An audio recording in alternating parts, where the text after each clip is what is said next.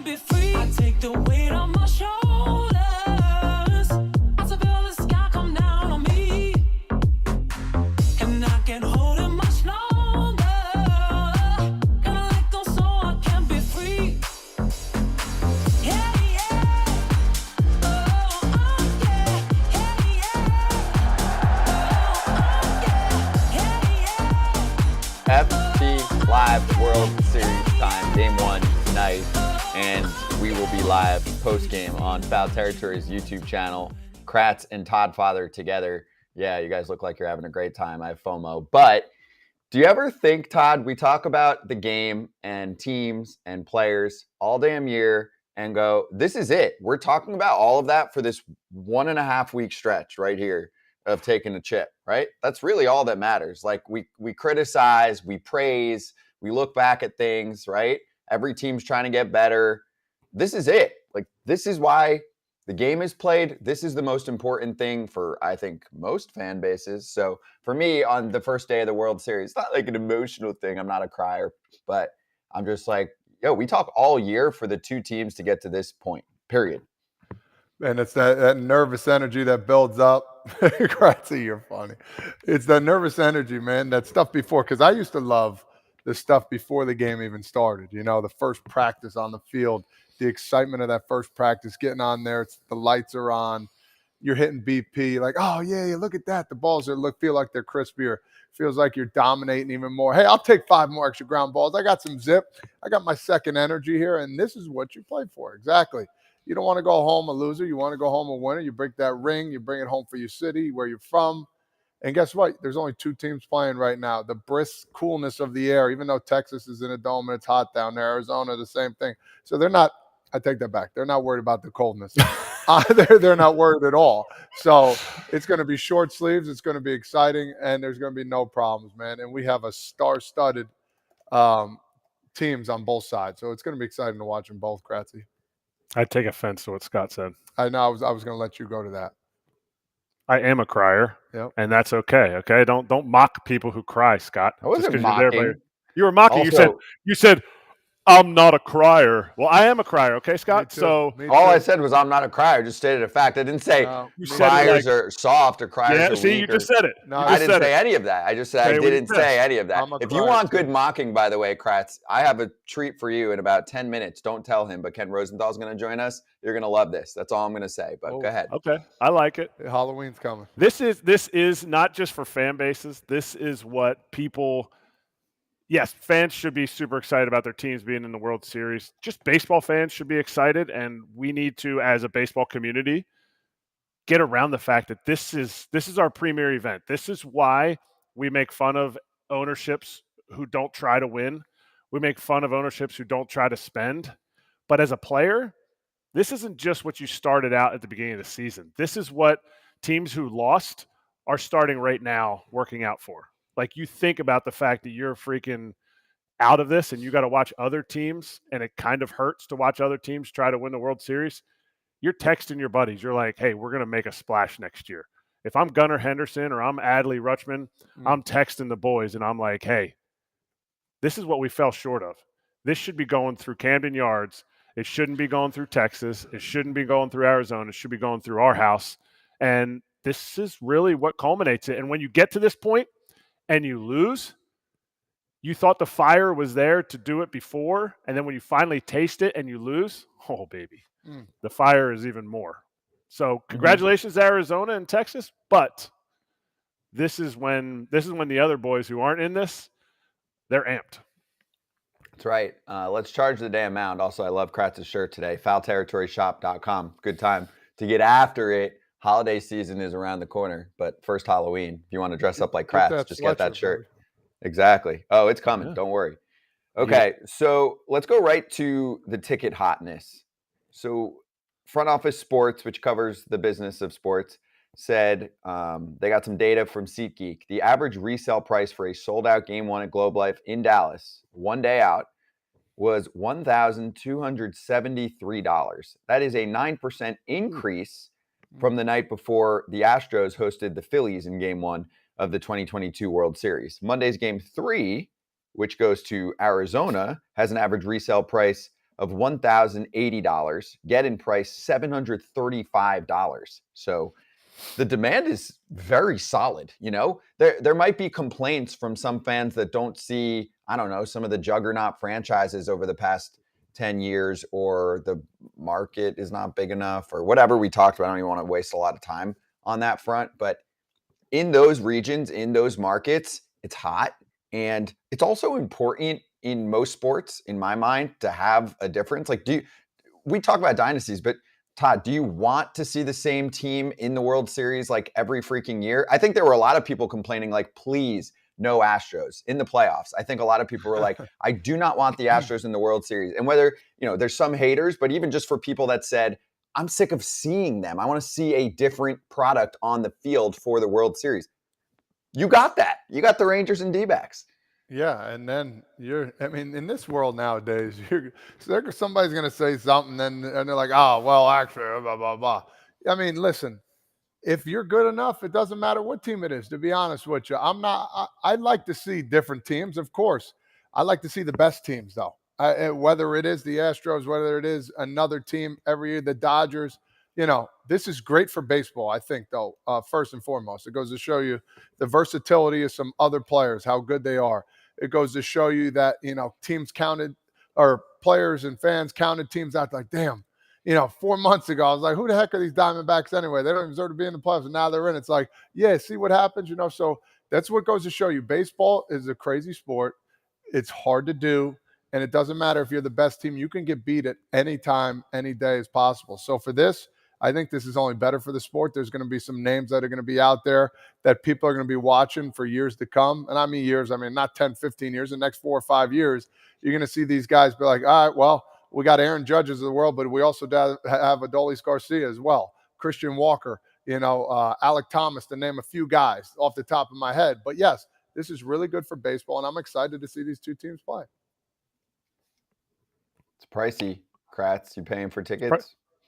No, but I did give my kids. We went to the World Series games last year in Philly, and I got them at the face value, you know, $250 because I worked for the team. So I'm thinking, okay, $250. That's a fair price. But I told my kids, I say, because I could have sold my tickets last year for $1,250. I told my kids, I said, you can have the $1,000, and we won't go to the game. Yeah. You can have the $1,000 and put it in your college funds, and they go, we'd rather go to the game.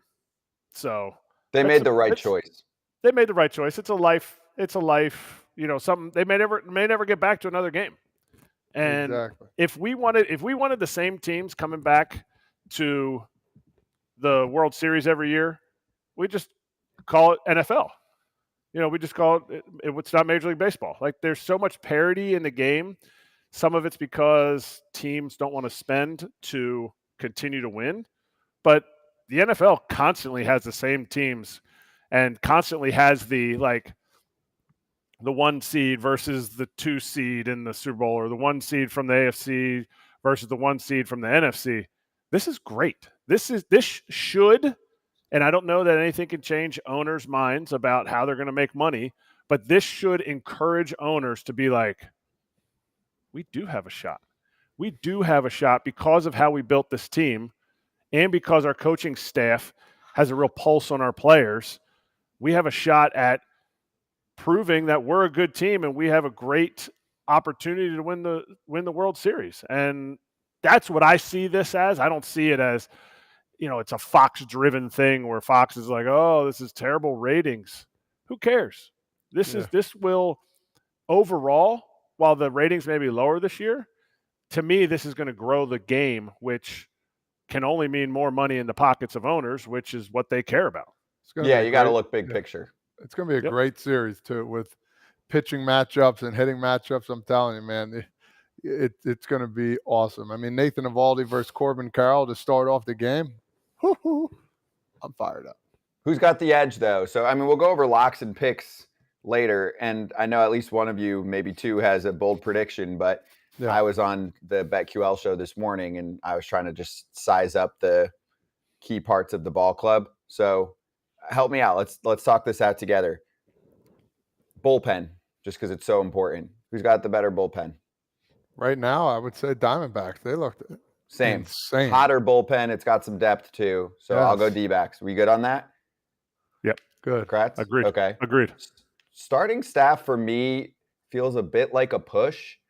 I feel like you could make a case either way. If Merrill Kelly was pitching like he did against Philly last time around, I'm like, Gallen, Kelly fought, Evaldi, Montgomery, Scherzer's obviously the question mark. I could even make a case for Arizona. I don't know. I think it's pretty close. What about you guys? Push or you want to go a certain way?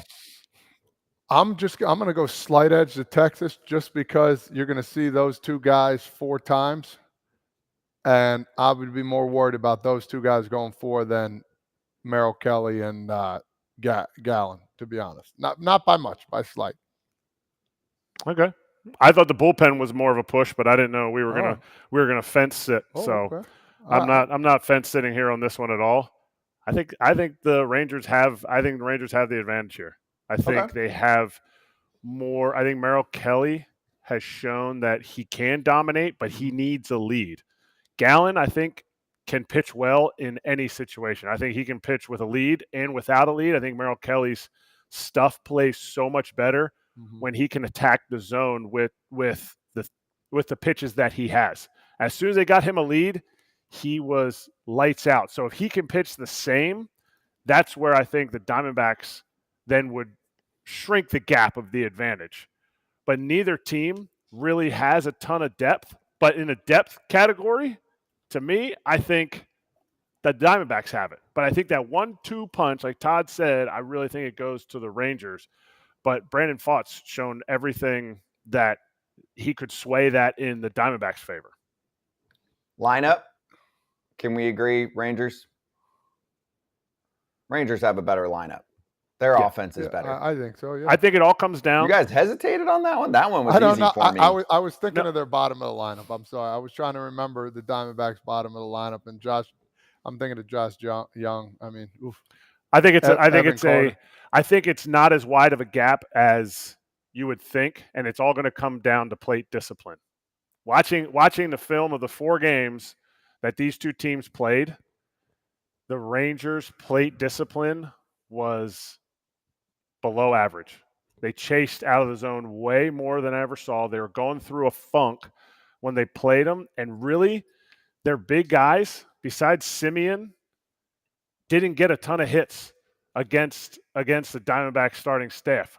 But an advantage that the Rangers are going to have, they faced Gallen twice. Mm-hmm. They faced their ace twice, and he went 4 punch-outs and 10 punch-outs in the 2 games that they faced him this year. As recently as, I think, August 22nd, they played.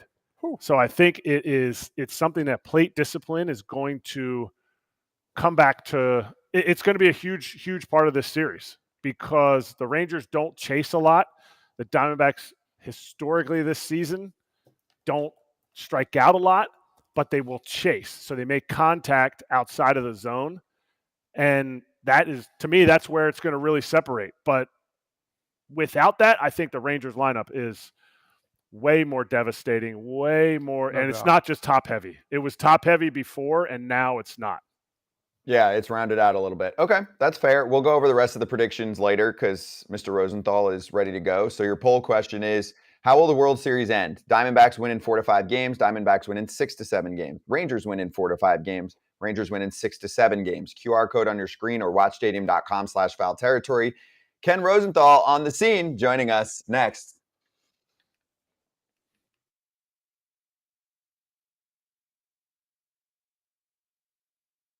Well, I want to ask Kratz and Locaine though. This they played for Counsell. Yeah, is this like a game of chicken with him in the Brewers? Because if he's doing this just to drive up salary, does that mean he's going back to the Brewers, but he just wants to use them as a negotiating ploy? And the fact that got out isn't a good thing. Why? Because the Brewers are like, you're using us. Yeah, but you won't know. That's the game of chicken, though. Are you using us? And then he calls you and goes, yeah, so it's 5.5. You guys going to match? And if they say no and they don't believe it, and he calls back and goes, cool, it's been real. Really appreciate y'all, but I'm getting millions more with Uncle Steve. Bye. Okay, go ahead, Locaine. I want to hear your side of it. To me, it's tough to play a game of chicken with that much. I mean, $5 million, 3.5. like I said, you might upset Milwaukee. Who knows? By saying, putting this information out, it might not come from Counsell. We don't know where it's coming from. So I don't want to play chicken with that much because I feel like Counsell is in a great situation where it's home. It's Milwaukee.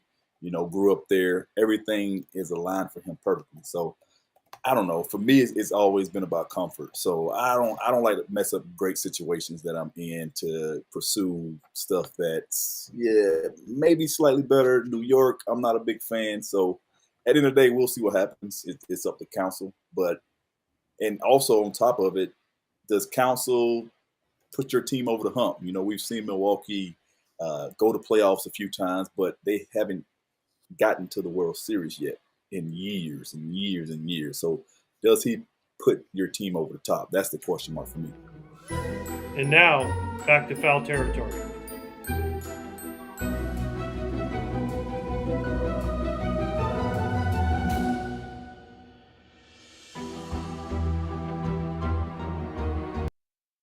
And that set the stage for Game 7.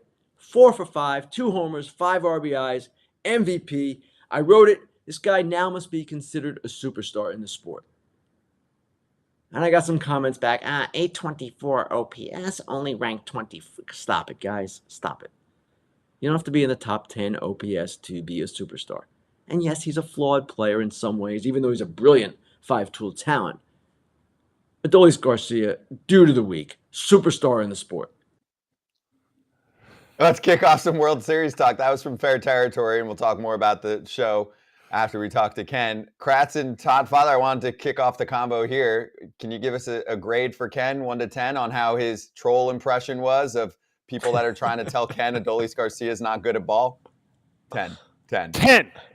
Ken, I laughed out loud. I was at home. I think I was making some food, and I'm listening to Fair Territory, and I cracked up. I was like, that's the same voice I use for someone that throws a number at me that's like just with an agenda.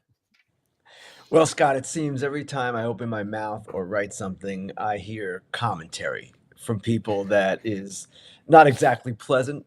And that's all part of it. I get it. And people have a right to their opinions, and they have a right to express their opinions. They have vehicles to express their opinions. But I'm going to occasionally strike back, too. And I did see a comment on the article saying, yeah, his OPS, whatever that was. And I just thought it was ridiculous and kind of missed the point. So, yeah, I did my troll impression for the day. Okay, I'll be careful what I say here. I don't want Ken to make fun of me. Ken, what do you think are the biggest storylines of both? What do you think the biggest storylines for both teams are moving into this World Series for them to tip the scales in their favor? Eric, I would never make fun of this question. It's the question that we all have right now, right?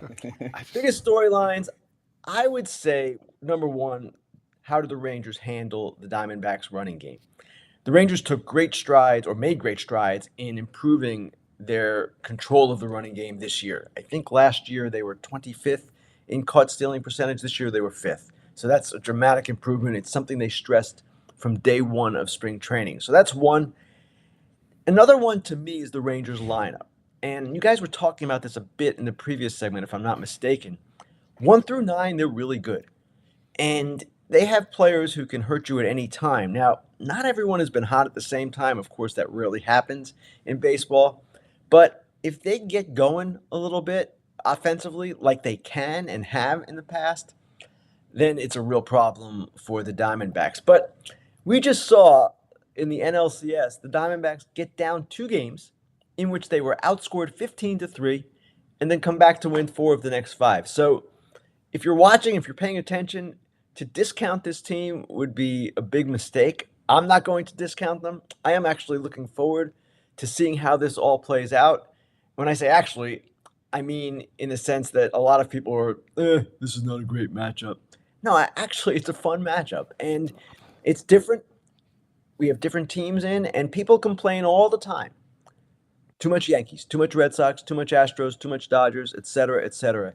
Here you have 2 different teams, 2 quite interesting teams.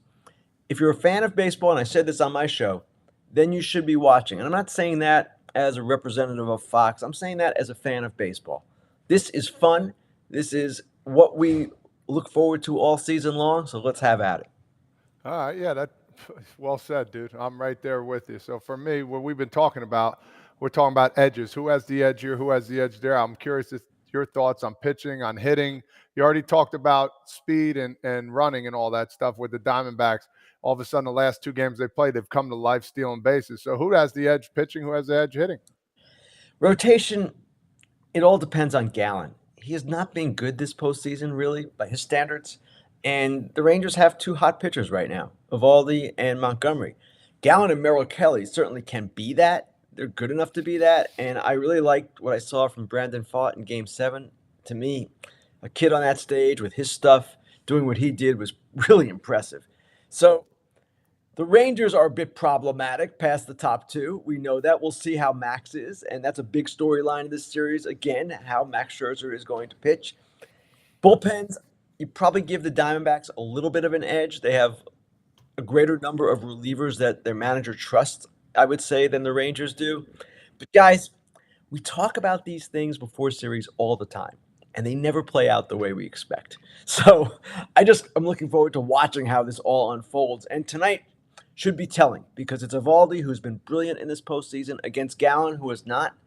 And it's a time where Gallen really has to kind of reestablish himself. Not that he is declining in quality or anything like that, but he just has not pitched well of late. So I want to ask you about Diamondbacks roster construction. I think they're by far the more surprising team to be there, even though the win totals weren't like crazy apart and the Rangers were a wild card. I think when you look at the talent on the roster and the slip they had for a few weeks when guys were hurt, I can understand. And I'm not like looking up going, I can't believe the Rangers in the World Series. For the Diamondbacks, I am. You explained on Fair Territory some fun back and forth that you've had with the Diamondbacks front office about how they don't want to get any national credit. Leave us alone. Let's just do our thing, be quiet, and then show up in the World Series, us against the world. So my question to you is, when you look at their roster construction and some of the trades that they've made, going all the way back to like Ketel Marte, who seems like the right star for them and he's affordable for them, which ones stand out to you? And I don't know if they've mentioned to you any that they're super proud of, because I know you covered this in the Athletic windup this morning. But when I look back, I'm like, damn, they've won a lot of trades. Yes, and it's interesting the way the 2 teams were built. Now, both lost 100 games 2 years ago. There have only been 4 other teams in history to lose 100 and then get to the World Series 2 years later. So we have that aspect of the matchup as well. It's astonishing, really, and it gives hope to a lot of teams maybe that have lost 100 or close to it in recent years. It doesn't have to take forever. What is interesting to me about that is that they've done it in 2 completely different ways. The Rangers in the past 2 off seasons have spent more than $800 million on free agents. They were very aggressive at the deadline, adding Jordan Montgomery and Max Scherzer and Chris Stratton. The Diamondbacks have mostly been built, Scott, as you kind of alluded to, through shrewd drafting and trading. Corbin Carroll was the number 16 pick overall in 2019. 16. That was a great draft, admittedly, and some really good players went above him. But the 16th pick, if you had a redraft right now, he'd probably be in the top 3. So that's one area where they've really excelled. Alec Thomas, they've got a number of homegrown guys. Pfaadt is another one. They've also made, as you mentioned, some shrewd trades. Ketel Marte was an interesting trade at the time, remains interesting to this day. If you remember, Haniger and Segura went to Arizona. Ketel Marte and Taijuan Walker those guys went to Seattle. Taijuan and Ketel went to Arizona. Worked out well for them. They've done some other things as well. The Gabriel Moreno trade with Luis Gurriel. That has worked out really well, at least in year 1. I still think Dalton Varsho is going to be a good player for Toronto, but this year, no question, win for the Diamondbacks. Zach Gallen for Jazz Chisholm. We can go right down the line. And it's been a lot of that with them. Paul Sewald was another trade that they made at the deadline.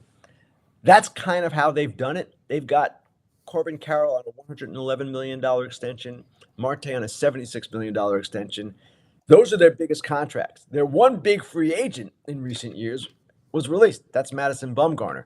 So from that aspect alone, it's really interesting to see these teams kind of clash in this way because they are different. Now, the Rangers have Josh Young and Evan Carter and Leody Taveras. These are homegrown guys themselves, but it's not quite the same bent as Arizona. So you're classifying this as the build versus rebuild series? They were both rebuilds. They just rebuilt a little bit differently. And Texas was very, very aggressive and will remain aggressive, I believe, in the years to come. They play in a pretty big market. The Diamondbacks do too. People forget this. It's not a big market by baseball standards. I don't really understand why. But Phoenix is one of the 10 biggest cities in the United States. It just, by baseball standards, is a low revenue market. They don't spend like the Rangers do. The Diamondbacks had a bottom third payroll. The Rangers were, I believe, top 6, something like that.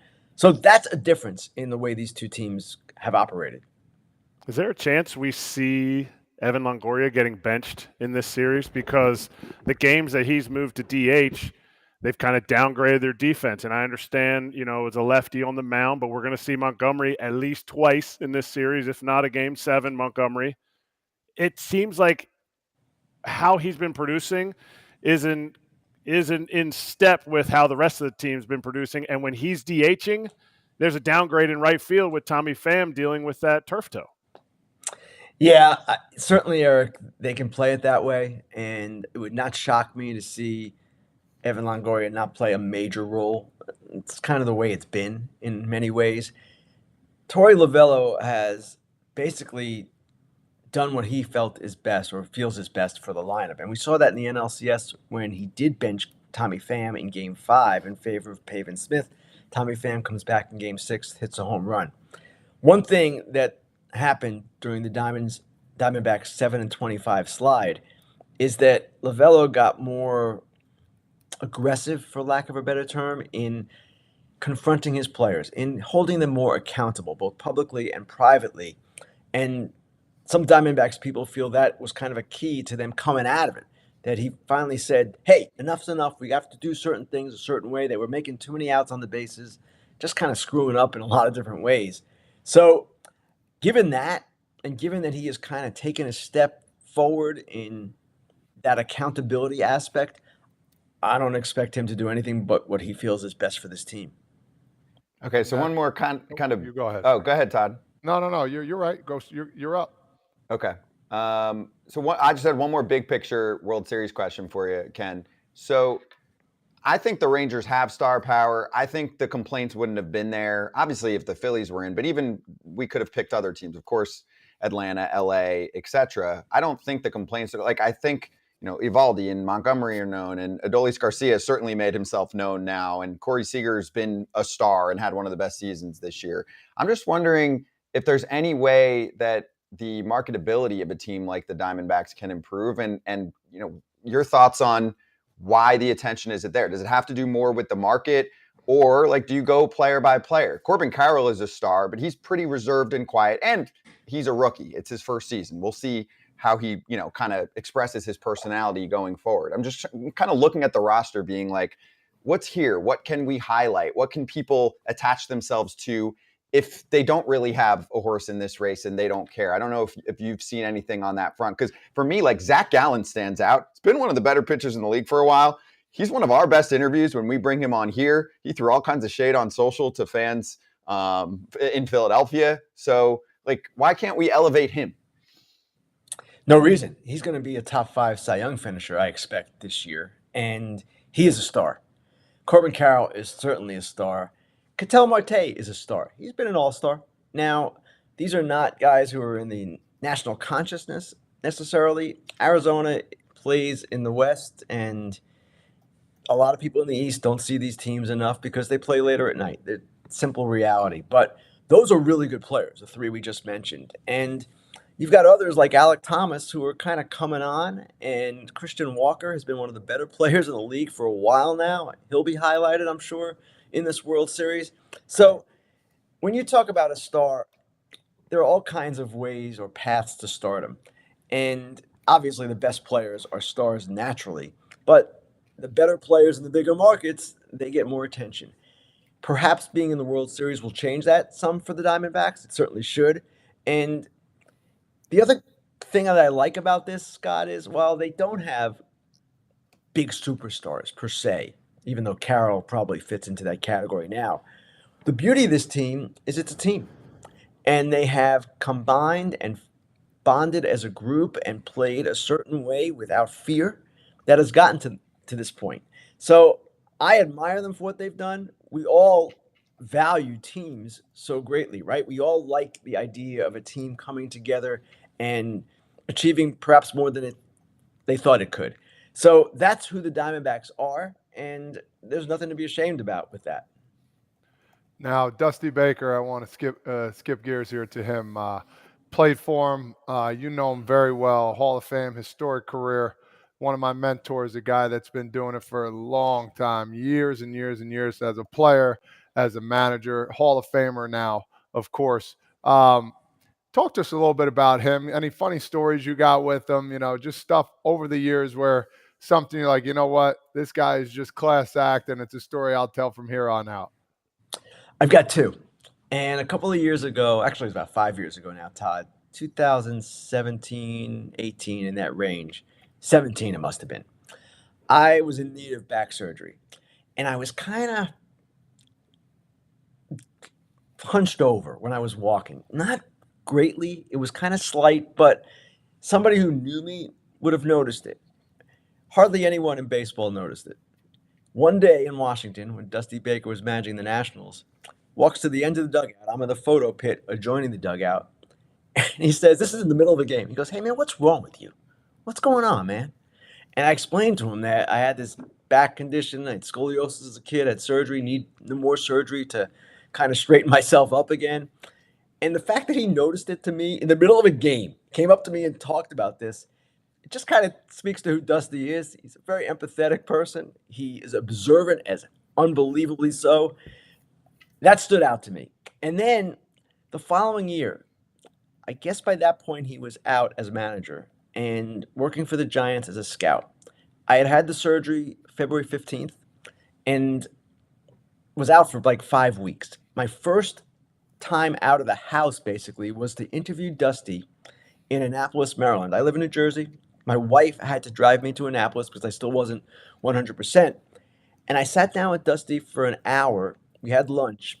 And I just kind of wanted to pick his brain on different issues in the sport. Things were bugging me about the sport, and I wanted to ask him about it because he always has such a good sensibility about all that is going on. So I did the interview, and when I was done with the interview, it was an hour long. And I thought, I don't know, man. I don't know if I have enough here. I don't know if this is any good. It was kind of all over the place. And then I transcribed the tape, and he was brilliant. I didn't realize it at the time, but when you put it all together, it was brilliant. And it was one of the better read things I've done for The Athletic. People loved it because he just had such unusual, original insights into different issues in the game. So those are my two favorite Dusty stories. And also, it was just cool last year to see him finally get over the hump and finally win a World Series after all the heartbreak in the playoffs and all that he had gone through. You can name a number of times where he was so close. So he's someone who is legendary in this game. He's someone who means a lot to all of us who are in the media or any way associated with sport. And I just love the guy. I had a great positive relationship with him, but pretty much everyone did. He's an honest guy. He's connected. He makes that connection, and that's that speaks volumes. So for you to say that about him, that just goes step in step with what other people say about him. But we're going to go to somebody who maybe has not always been the most honest, and sometimes I can't stand anonymous sources. I can't stand, but I get it. That's part of that's part of how you have to write stories. That's how you have to get information because not everybody wants their information out there. But I know somebody was kind of clapping back at you quietly saying, oh, these anonymous sources about this and that about my organization. And it all comes to light that these people were correct, that the Padres, there was a disconnect. Can we, as a Padres fan, ever believe what A.J. Preller says? A.J. Preller, who has gone through 6 managers in 10 years, can we believe him from here on out? I don't know that I would go that far, Eric, and I'll give you the background on this. I wrote a story with Dennis Lin of The Athletic about the Padres, came out September 19th. And there were a lot of anonymous sources. There were people who detailed the problems with the organization, how there were many issues going on, one of which was the relationship between Bob Melvin, the manager, and A.J. Preller, the GM. And one player who asked to remain anonymous said their relationship was unfixable. Then the Padres, of course, missed the playoffs. AJ Preller holds his end of season news conference, as most GMs do, and says Bob Melvin's going to be back. He's our manager. And he also says, and I don't put much credit in reports with unnamed sources, etc. That's fine. You don't have to put much credibility on those reports, but it turned out that that relationship was unfixable. And how do we know? We know because the Padres let Bob Melvin go with 1 year left on his contract to take a job with the San Francisco Giants, who gave him a 3-year deal. That's how we know. If the relationship is so good, Bob Melvin is back, and he's back to fulfill the final year of his contract with a team that should be quite good. And the only reason I said anything is because when you try to discredit what we do, and listen, we're not perfect either, but when you go out there publicly and say, I don't put much credibility in this stuff, and then what happens is what we reported, I'm sorry, that needs to be called out. Do you feel like agreed. Do you feel like there should be an apology, Ken? Do you feel like No, that's no? No, not like that. No, Paul. I don't operate like that. And listen, Yeah. a few years ago, I'll be upfront about this. I reported that the Max Scherzer trade was close to the Padres. Didn't turn out to be true, and I had to wear it. And AJ Preller handled that professionally with me, and we sort of joke about it from time to time. It wasn't good at the time. It wasn't good at all. One of the low points of my career, to be perfectly honest. But these things happen, and we go forward. There's no need for an apology or anything like that. But I felt when he said that, okay, if you're bringing Bob Melvin back, okay, and the relationship improves, all power to you. But as I wrote, actions speak louder than words, and the actions were clear here. And anonymous sources are awesome because sometimes they'd be fired if they actually put their name on it. So we need that. Here's all right. I know a lot of people like Eric don't like anonymous sources. I don't blame them. I'd much rather have people on the record at all times. But sometimes, because matters are so sensitive, people are not willing to speak on the record. And if you want to get at what is going on, you have to use anonymous sources. And you have to be careful because people have agendas, and sometimes they're operating from a position of that kind of thing. But at the same time, anonymous sources are necessary often to get to the bottom of a particular issue.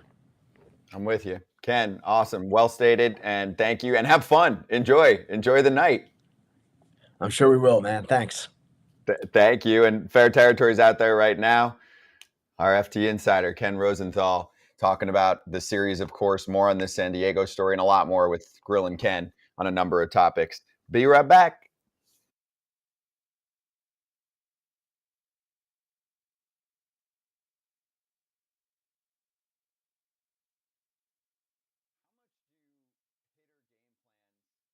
Into success, against a pitcher in the playoffs, even versus regular season. So the example I think of is the Rangers get to Christian Javier second time around, and you try and figure out, was Javier off, or did they have a better plan? Because he's the kind of pitcher where they say, invisible on the fastball, kind of swinging at it higher than you actually think you're going to go for it. And how there is an approach to try and get a guy like that versus maybe someone who has 6 pitches and you're out there and it's tougher to game plan against. Do you believe in that? And what's that process been like for you? Because you've been in the playoffs basically your whole career. So how does that work? I'm a big believer in it. I think especially in the playoffs, a lot of pitchers and catchers and game plans fall into a pattern.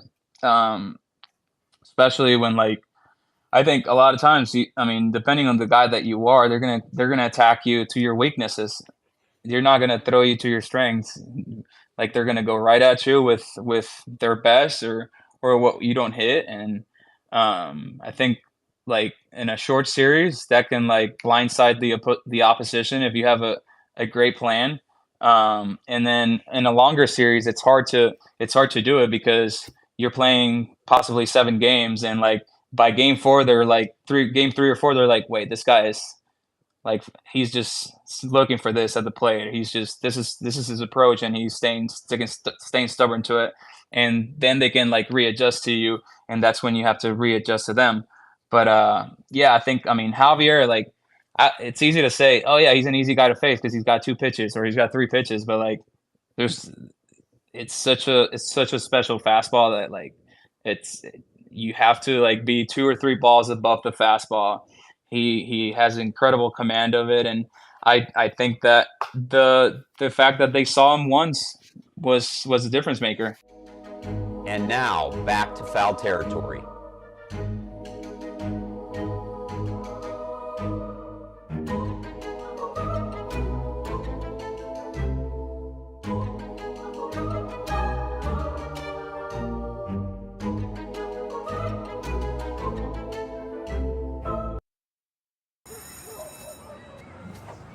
Hey, outfield in. Easy out, everybody. Easy out.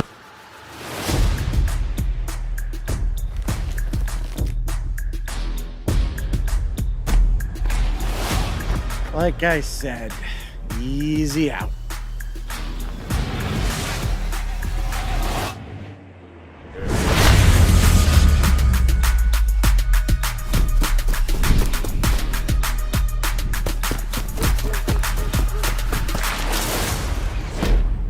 Oh, yes!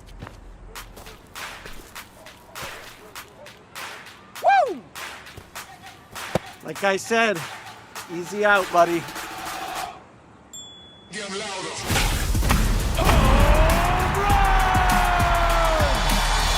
Want to play another 9 innings? Not so tough now.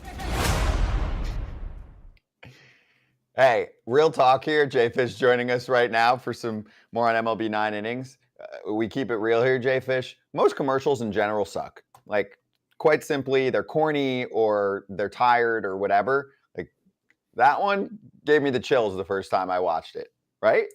I must say, same here. I got to see it before, like pre-production, and I got to like hear the whole story about it, and it sounded so cool. And then to actually see it come through and then watch it and see how good it was, like that's one of the best ads I've seen in a while. And it's not just because I'm partnered up with them and everything. Like seriously, to get all the guys they got and then how well it was done, I love that ad so much. Whoa! I have a follow-up here. So you got to see some of the raw footage? Is that what it was? Like before it actually all got put together? How did that happen? Before color correction and everything. Yeah, I got to see that. Like before they even did the commercial, they told me the idea. So I was sitting there like, we'll see if this happens, and just followed along the process. And sure enough, it worked out. And then I was just waiting for it to come out. And I the first time I actually saw what you guys saw was when they actually dropped it. But I got to see stuff before it was actually finished. That's awesome, dude. That's really good. Now, for me, for a newbie, I need some tips, bro, coming onto this thing here. Help me out a little bit. If I'm a new guy, what do I need to expect? What am I trying to do, look for here? Help me out. I'm about to say, newest thing is right now, the game has its 7th anniversary going on. So 7 years ago in October, the game was officially out, and I've been playing for 3 or 4 years now. They've had this anniversary event every year in October. And so pretty much there's multiple different items you guys can get when you first log into the game, no matter whether you're a new account, old account, that can help your team out. One of the big items is a signature pack.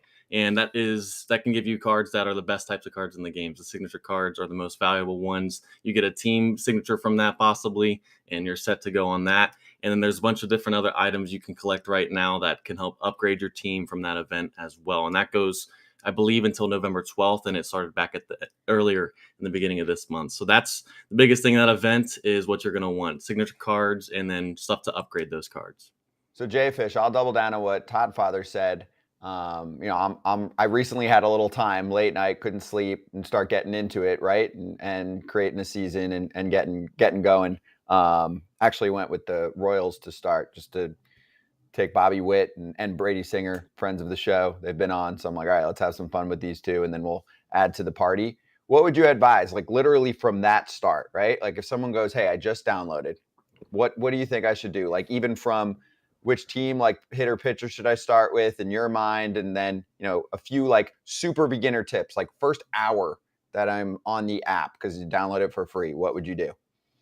I believe when you log in, it's been a long time since I've started the game. I believe when you log in, you get 2 diamond players. Always take the best overall. You get a batter and a pitcher, take those.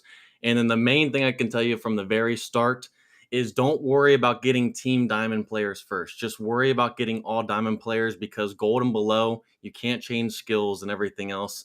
They're just not really useful down the road. Main thing, get diamond players first and then start working to get team diamonds, because you want to get a set deck effect for the diamonds. The more diamonds you have, the more you get stats added to them on top of that. And then once you start getting all diamonds and you have that, you build on team diamonds up. And then you get a team set deck effect as well that adds to the stats. So that's the main thing. Choose the best overall players you can at the beginning that they give you, and then start working for diamond players, and then start working for team diamond players. And obviously, further down the road, signature cards, other types of cards, but those are harder to collect. I got one fan question coming in hot right now from Travis. He said, need to get JayFish thoughts on the final live stat update for 2023. I have to say, the final live stat update, it's hard. Ever since 2020, I don't understand how they calculate the live stats. I really don't.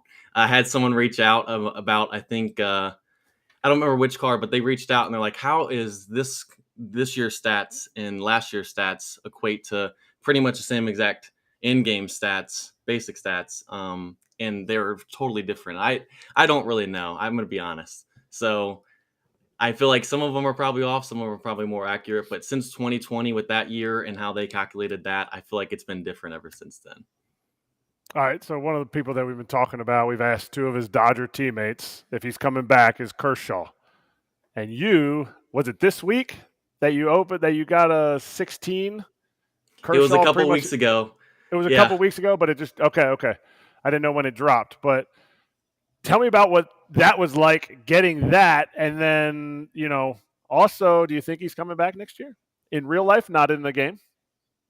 All right, so Kershaw 16, that is his best year in the game. That's actually the highest basic stat card you can get in the game. And so I had gotten previous years of his card that weren't as good overall wise, and I finally was able to pull him as a diamond. So if you pull him as a silver or gold, you have to upgrade him to a diamond to really make them useful. Well, I pulled him as a diamond, so that was awesome right there off the start. And then to finally get that card, it was really cool, because I had literally pulled 5 or 6 different versions of his card, and I was just holding out until I got that year, and I finally got it. And then in terms of what you're talking about, is he going to come back?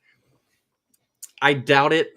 Obviously, he's had back problems in his career. He's getting older and stuff, and then not the best playoff performance, but I think he could just call it a career. And obviously, for sure, Hall of Famer, got a World Series and stuff. I think he's probably done. Would love to see him come back, but I could see him calling it a career. So let's get to Game 1 starters in the World Series. Zach Allen, Nate Eovaldi, your thoughts in real life on how this is all going to go down, and have you come across their cards? And is there any clutchness, like you said, in postseason stats involved in how guys will perform? Because Nate Eovaldi's got to rank high up there. Like, I'm sitting in AJ's seat right now, and he thinks he's one of the best, modern postseason pitchers out there. To put him up pretty close now to the ranks of someone like Madison Bumgarner. Obviously, Wheeler would fit that bill as well. But Eovaldi's been really, really clutch for a few different teams now in October.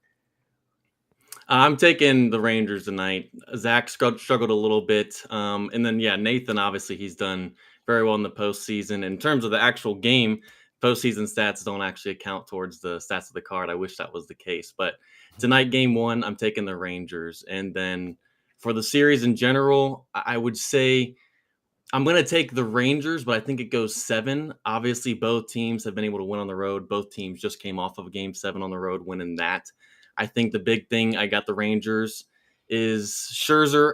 He obviously struggled his first game back, and then he did okay in Game 7, started off a little rough.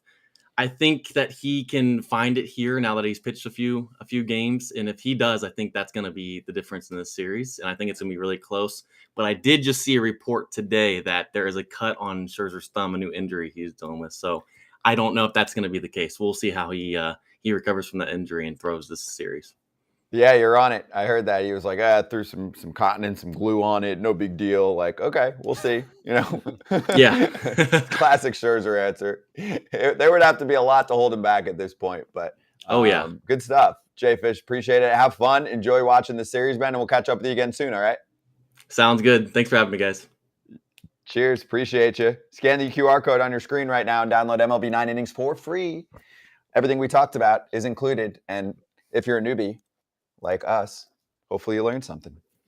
Be right back on FT with poll results and our picks for tonight.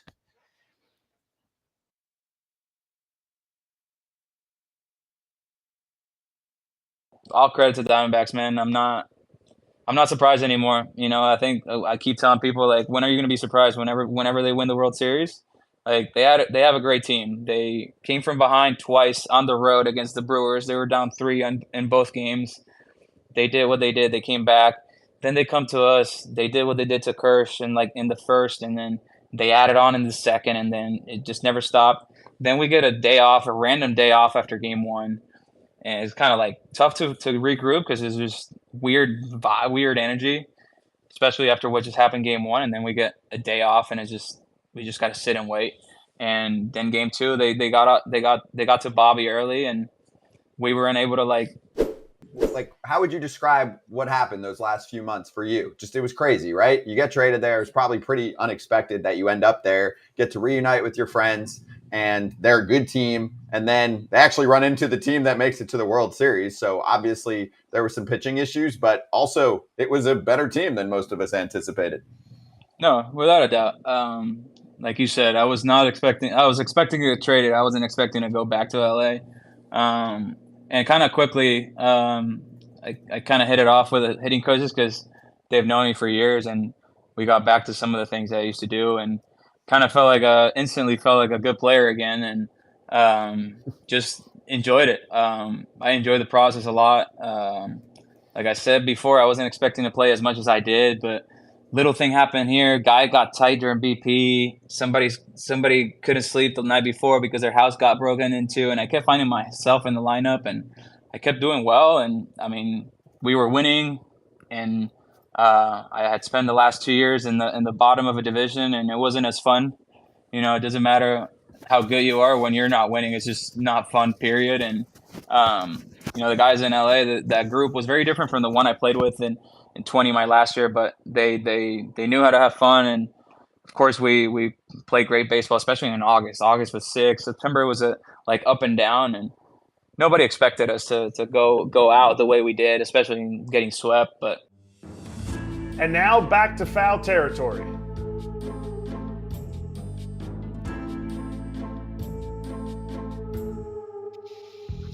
We're back.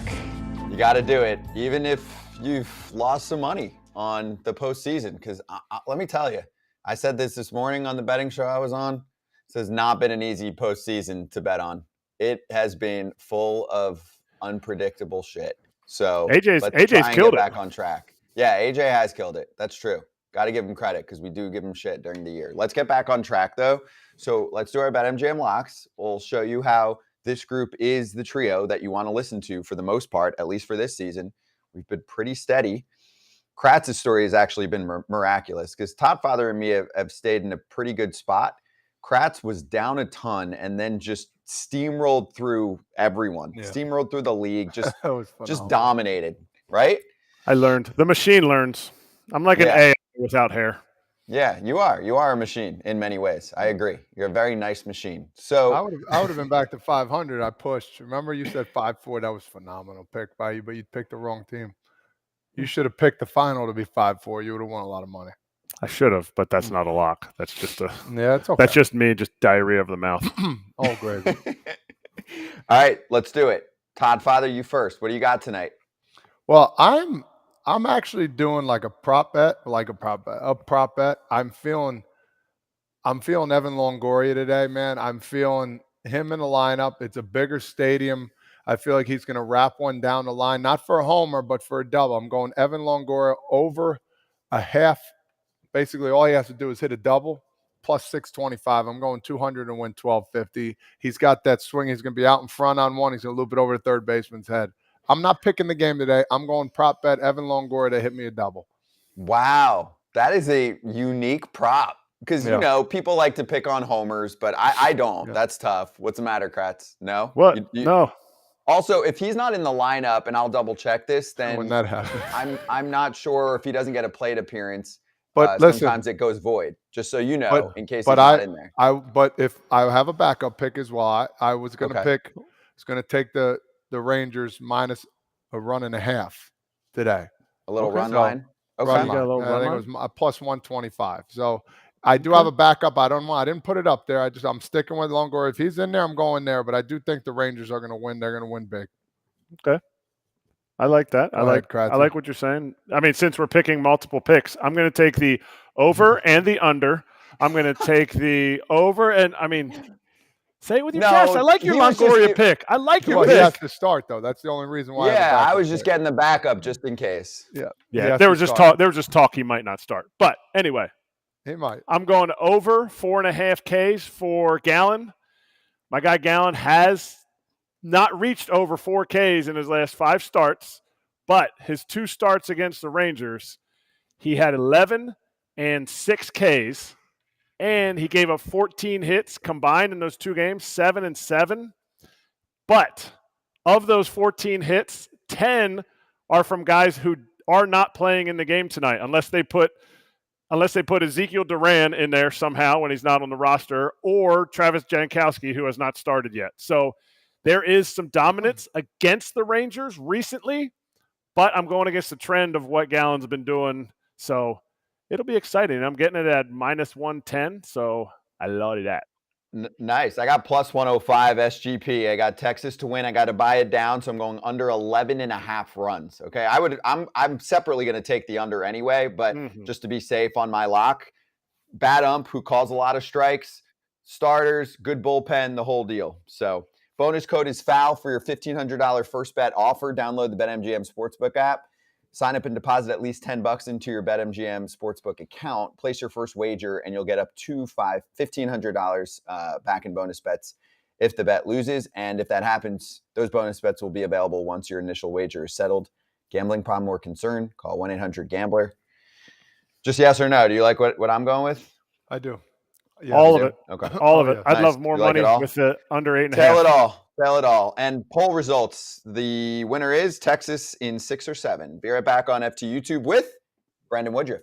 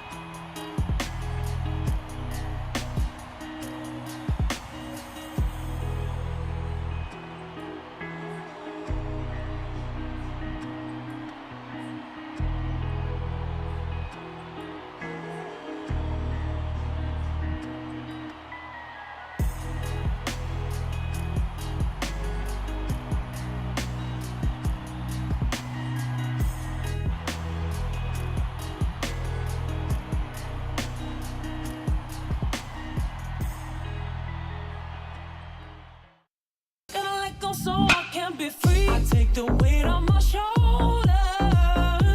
I feel the sky come down on me, and I can't hold it much longer. Gotta let go so I can be free. Yeah, yeah. Oh, yeah. Yeah,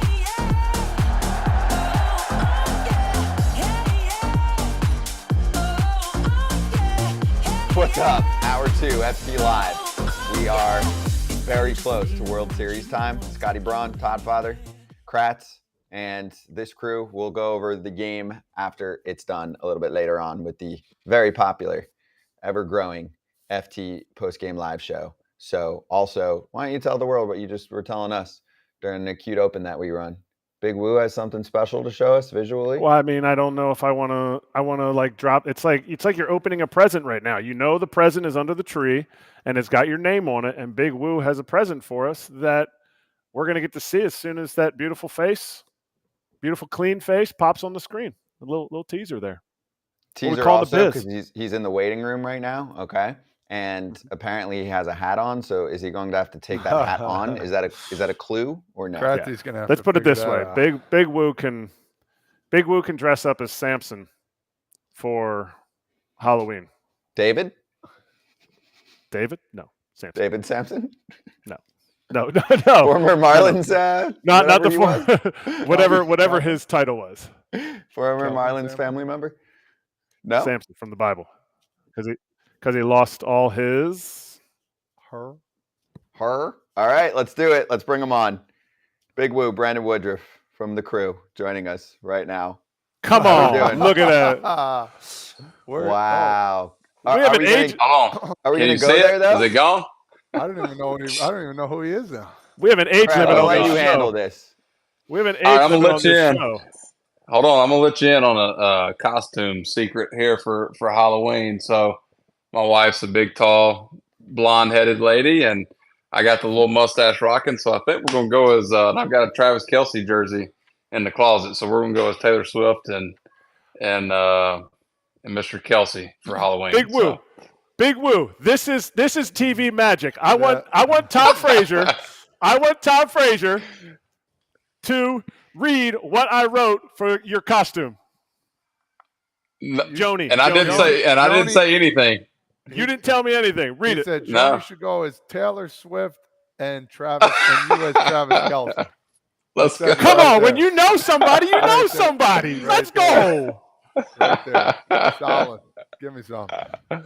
Oh, TV God. magic. That was good, dude. Tell me that you know is- Woodruff without telling me you know Woodruff. Jeez. Solid. I mean, Yeah, let's go. all I gotta say is, Big Woo, we showered together, kid. We showered. We did. Yes, we did. That's it. Oh my God. Locaine knows it. I told Locaine yesterday. Oh gosh, man, that's How you good. feeling That's there? a How you teammate. feeling there, handsome man? Man, I'm good. Just getting into off-season mode. We just got off the playground. I don't know if you can hear my little girl back here, but she cooking a brisket all day, so we're gonna have that tonight. But man, just you get into off-season mode and kick it in and relaxing a little bit, but doing good. How's the How arm? was? though? Yeah. How's your arm? How's the How was brasso? surgery? The whole deal. Yeah. The brasso is good, man. It's I got about 2 more weeks here in the sling, and honestly, sleeping's the worst part. Just getting comfortable, but it's been good. Everything went really well with the surgery, and I'm glad just to get everything fixed and ready to go. Do you do lower body? Like, give me the exercise So, breakdown, or you have to wait I and then just- you can do that. Yeah, I just got stitches out today, so I literally couldn't do anything until I get those out. So I'm so early into this rehab process, but I'll slowly start progressing into doing kind of general lower body stuff. But I tell you what, a lot of walks in the neighborhood, following Kyler around, riding her bike, and that's been about it. But I couldn't sweat for I probably can't do nothing for the next couple weeks, but I can start moving around a little bit. How's the mental state? Like, is there anything going on? When you get surgery, dude, crazy Yeah. things. You're sitting there like, man, I can't sleep. What the heck am I getting Right. in? Like, how did this happen? Like, how's your brain doing? Your mental state, man? Because that's a big thing, man. People need to It's a huge thing. You go through the whole process of, why did it happen? How did it happen? Did I do everything I could to prevent it? And all those questions, I once I went through the surgery and had it done, it's it's been good. It's honestly, you have an arm taken away from you for about 4 weeks, and it kind of takes your man card away from you. You can't do anything. That's the suckiest part. But you know what? I did everything I could to prevent this from happening. It's one of those things in the sports, man. It just happens, and you deal with it. You can't do nothing about it. And I look at it like I got a brand new shoulder. I just got to rehab it, and I'll be ready to go. I think you're getting your man card back. You got a brisket going in that. Like, Yeah. did Joni have to put that brisket on for you, or was it like? Well, how did that work? Jesus, man, you know me too well. Like we double teamed it. I gotta put this thing on the grill. I can't just let Joni do the whole thing. So she grabbed one end, I grabbed the other with my one arm, and we laid it right on the grill. So no, we both. It's a team effort. She's actually here in about I'd say about 30, 40 minutes. Gonna go out there and spray some spritz it with some apple juice. So we're going to keep it going. It's a team effort. Yep, that's good. Okay. Lastly on this one, it's so early, but timetable, and do you look at someone like Max Scherzer? And I know everybody's body and injuries and whatever are different, but like when Scherzer got hurt with his injury in, what was it, like August, they were like, and he's done for the year. And I remember we talked about it. That was what was reported. And he's not only back in the World Series, he pitched in the ALCS. And obviously it's tough to just jump right back into the playoffs, but have you talked to docs about that? And even whatever they say, or you're like, yeah, screw it, I'll see you in August or something like that? Yeah. So honestly, I'm still so super early. And look, here's the thing that like fans don't really see average. Like they see something reported, and then they immediately go to Google and they say, okay, this is what he's got. Everybody's a doctor, right? And they think they know what's going on. You look at Scherzer's deal. I mean, he came back. We don't know exactly the extent of the injury, but obviously I did watch him throw, and he looks really good. But I'm 2 weeks into this thing. From talking with doctors, multiple doctors, there is a possibility to be open to be thrown at some point next summer. Now, I'm sitting here 2 weeks post-op. I've got a long ways to go. So, but that is a possibility for me. And, as an athlete, you have to set goals and something to look forward to. So, I can't really say anything else than that, but that has been told to me by, a couple of doctors that I've talked to throughout this process. And, you know what, but again, I'm 2 weeks. We'll see how it goes, but there is a possibility for at some point during next summer. So that's really cool, man. I mean, nowadays these surgeries, it seems like used to be like 12 to 16 months. Now most of them are like 7, 8 months. But take your time, man. Make sure you're 100%, man. See, Appreciate that. Yeah, that's it. I mean, that's it's obviously very vague, but like I have to do what's best for me at the end of the day. Yeah. Like I've still got a lot of baseball left to play. And you know what? It sucks. Injuries happen, but that's part of this game. And that's part of what we do. And, I will definitely take my time and do this the right way and, have it taken care of the first time. Yes. Now I want to jump into something crazy. I read this stat the other day that teams that beat the Brewers, they make it to the World Series. So you see this thing. Can we talk about that for a little bit? What does that even mean? How does that happen?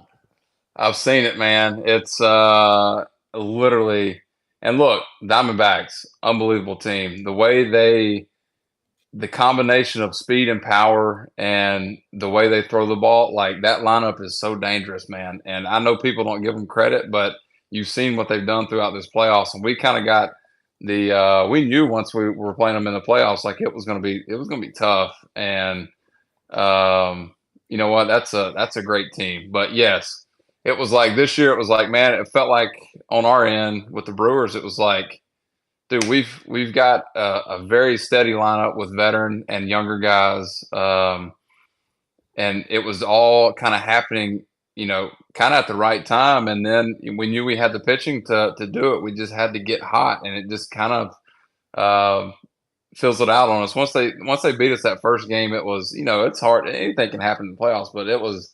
We knew we were in for a good test, and man, that's credit to them. They're a good team, man, really good.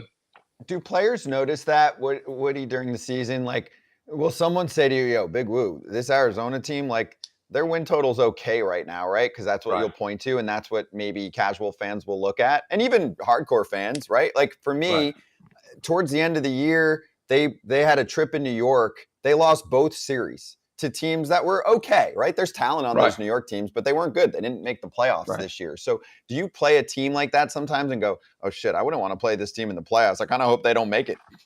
And it's the funny thing about baseball. Like the sport is so weird. Like you can get a sense, and it's all about getting hot at the right time.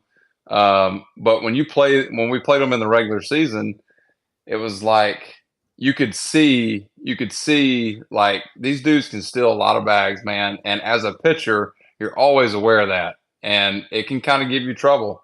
And then they got guys sprinkled in there that can take you deep. And just from a pure lineup standpoint, and I'm talking just as a pitcher, it's a scary lineup because there's never a break when the guy's on base, and you have to worry about the long ball too. So, and you have your ups and downs throughout a season. Teams go through stretches where they're not playing well or whatever it may be. But you know what? They've started playing good baseball at the right time when it matters.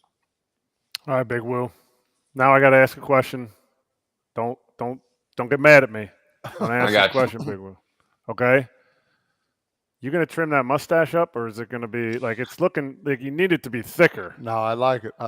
No, I need it thicker. I need everything else trimmed up around it so that it really pops. I still got a few more days before Halloween, so I'm kind of letting this.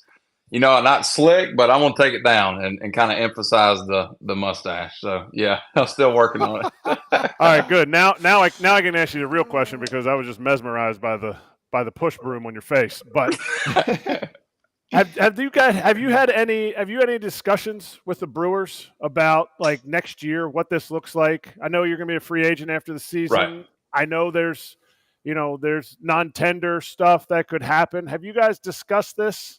And if you haven't, what do you envision that looking like? And you and Bo, what does that look like for you guys? Right. You know what? First off, we have not had any conversations as of yet. And look, the World Series the season isn't over yet. Teams are still.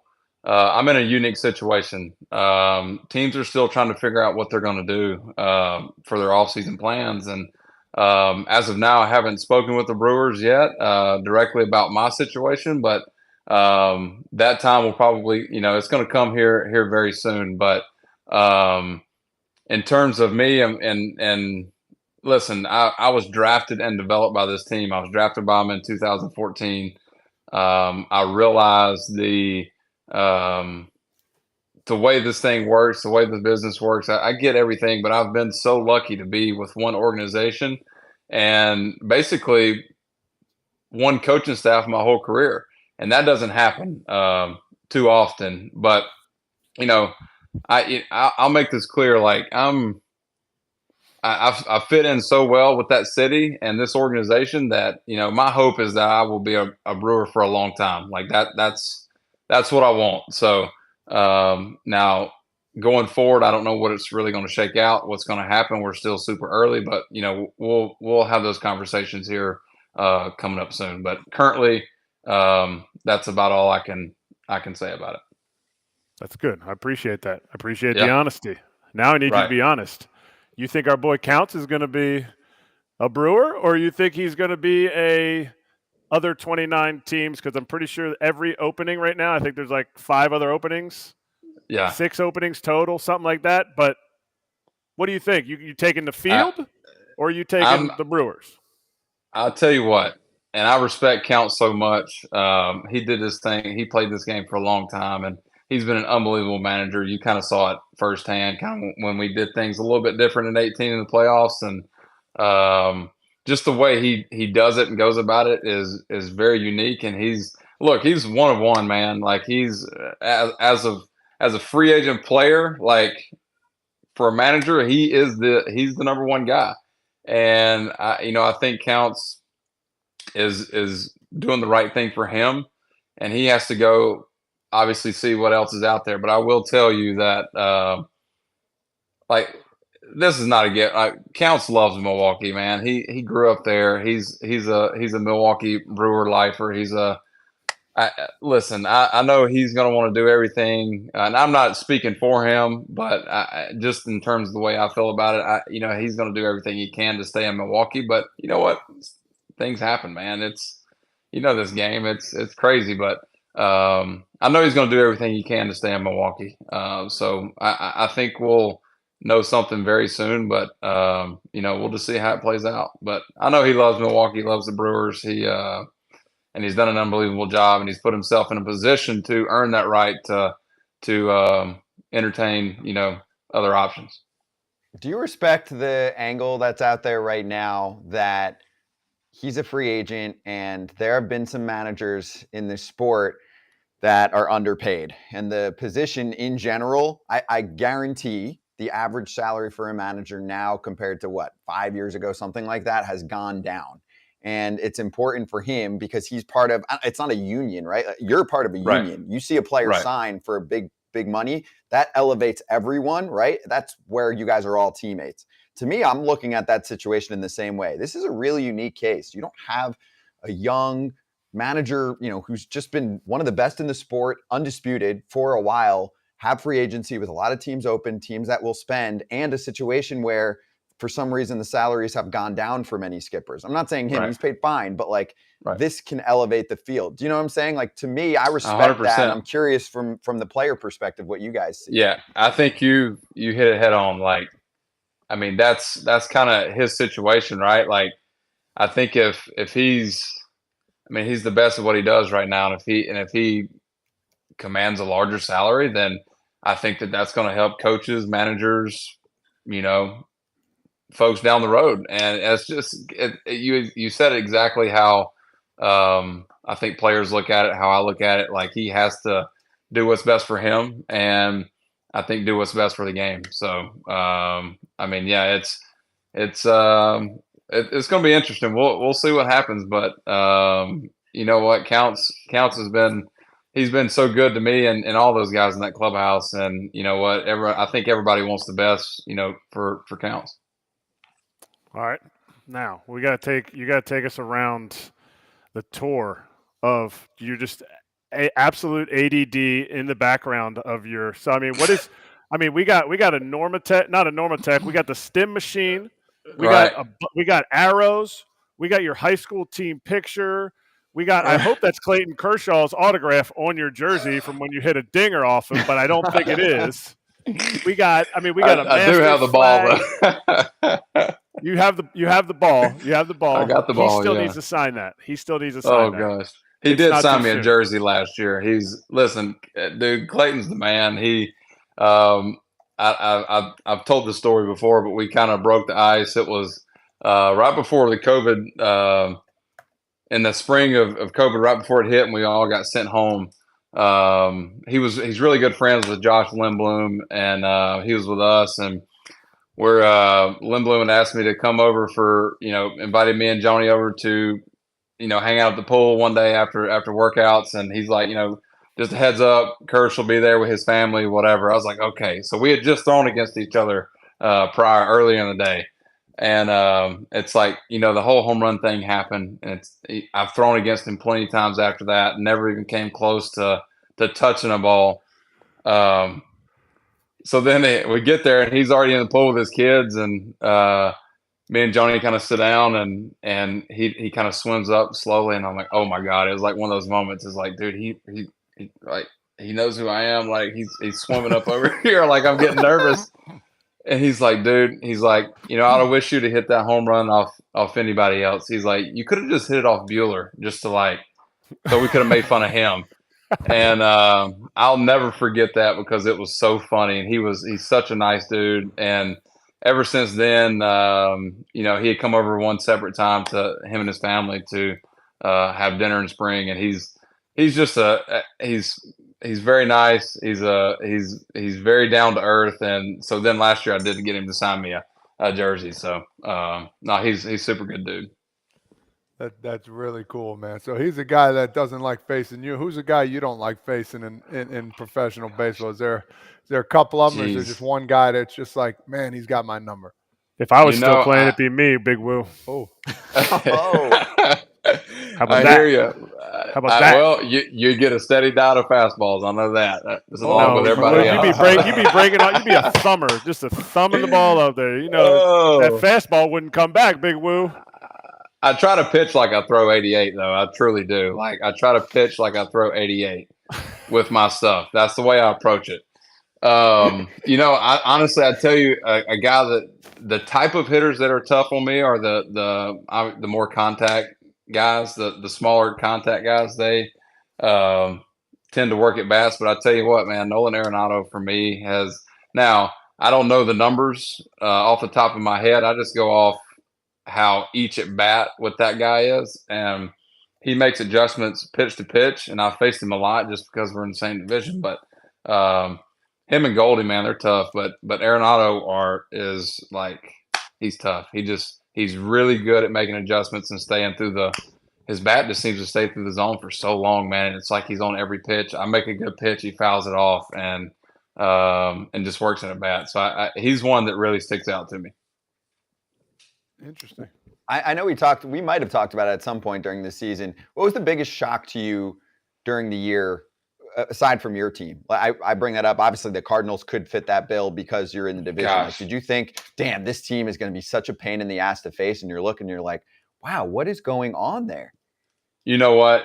You kind of, now that you said it, yeah, like you try to think about stuff that goes on, but the team they've got, man, it did make sense, you know? Like, you got the reigning MVP, and you got Arenado on the other side, and you got Edman, you got all these guys that just seem to – they always – you know, you play the Cardinals, and they always seem to – they're good, man. They're just really good. There's no way to put it. But for whatever reason this year, it just didn't go their way, and it didn't make much sense for them to not play well. You know, you're used to going down the last couple weeks of the season and, you know, fighting with those guys for the division, and whatever happened this year, I don't really know. Don't have an answer, but yeah, that was strange. All right, Big Woo. Got a question for you. Have you ever done Come on. Have you ever done the Immaculate Grid? Yeah. Okay. Oh yeah. Have you ever done it when it's printed out on paper? Once. The first time I did it, first time I heard about it was in New York and at the Mets place. So they had them printed out, but Rowdy said they had it printed out now, and we were just laughing like, printed out. Rowdy goes, man, this was the easiest thing ever because it was next to the crosswords, and Sudokus, and he's like, right, man, this is way easier. Yeah, this is just. I don't really care what score I get. Then you do it online, and you gotta, you know, it gives you your score, so you gotta like, you gotta lock it in a little bit more on that. But yeah, the paper's easy, man. Well, I got good news for you. Let's hit it. This is how we're gonna finish. Let's play. For a few minutes. Ready? All right.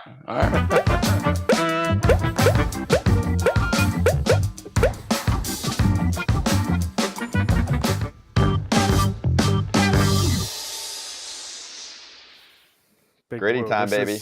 You're the guy. You're going to be my gritty time, but you can't hit the gritty right now. Hold on, we're doing this together. Is this like how we doing this? Yeah. So the way we do this, here, I'll give you the ground rules. So we put 5 minutes on the clock. Once you get to see what we're working with, which I'll announce for the crowd, right? So we got Rockies, Brewers, perfect day for it, and Nats on the left column, and then the top of the screen's got the White Sox to cross with, the Reds, and 10-plus win season on the pitching side. And we all play together. Obviously, you get to take center stage if there's like a name that you really want to put out there first because you're the guest here. And then also we usually have our crew that's watching this live that'll chime in on YouTube to help us out as well. So all sound good? Fair? Yep. Okay. So take a good look, and when you're ready to go, we'll start. But obviously, yeah, dude, we've got your back. This isn't you on your own. Like, these guys will throw out some names too. All right. First one that pops to my mind here with the White Sox and Brewers is Bennett Sousa. What? Oh, You relief pitcher. Wait. How do you spell that one? Bennett? Yeah. Sousa? Yeah. Oh, Sousa. you are. Come on, That's let's like go, Big 0.1. Woo. Big Boom. Woo, Big Woo, you set the table so high. That was the most casual drop. Like, okay, cool. Yeah, let's start with Bennett Sousa for point two. Yeah. Please. He was incredible. with us this year and got him from the White Sox. That was the easy one. Wow. All right, you got any more of those up your sleeve? Let's see. You know Let me your think team. here. Oh, I think the Hunter Renfroe will be good for Cincinnati and Brewers. I mean, he was only there at the end of the year, so maybe that one's not fresh on people's minds. I don't know. And Moose is another one that would be Right. good there too. I think I like Hunter. Renfroe's probably a better pick. What do we got? Oh, 8%. 8%. Okay. That's okay. That ain't gonna You've done cut better. it. That ain't gonna You've done cut better. it. Can we get a Jeff Francis for the 10-plus seasons of wins for the Rockies? Win season. I like that. Jeffrey Joffrey. Francis. Francis? He's Canadian, no? He is Canadian.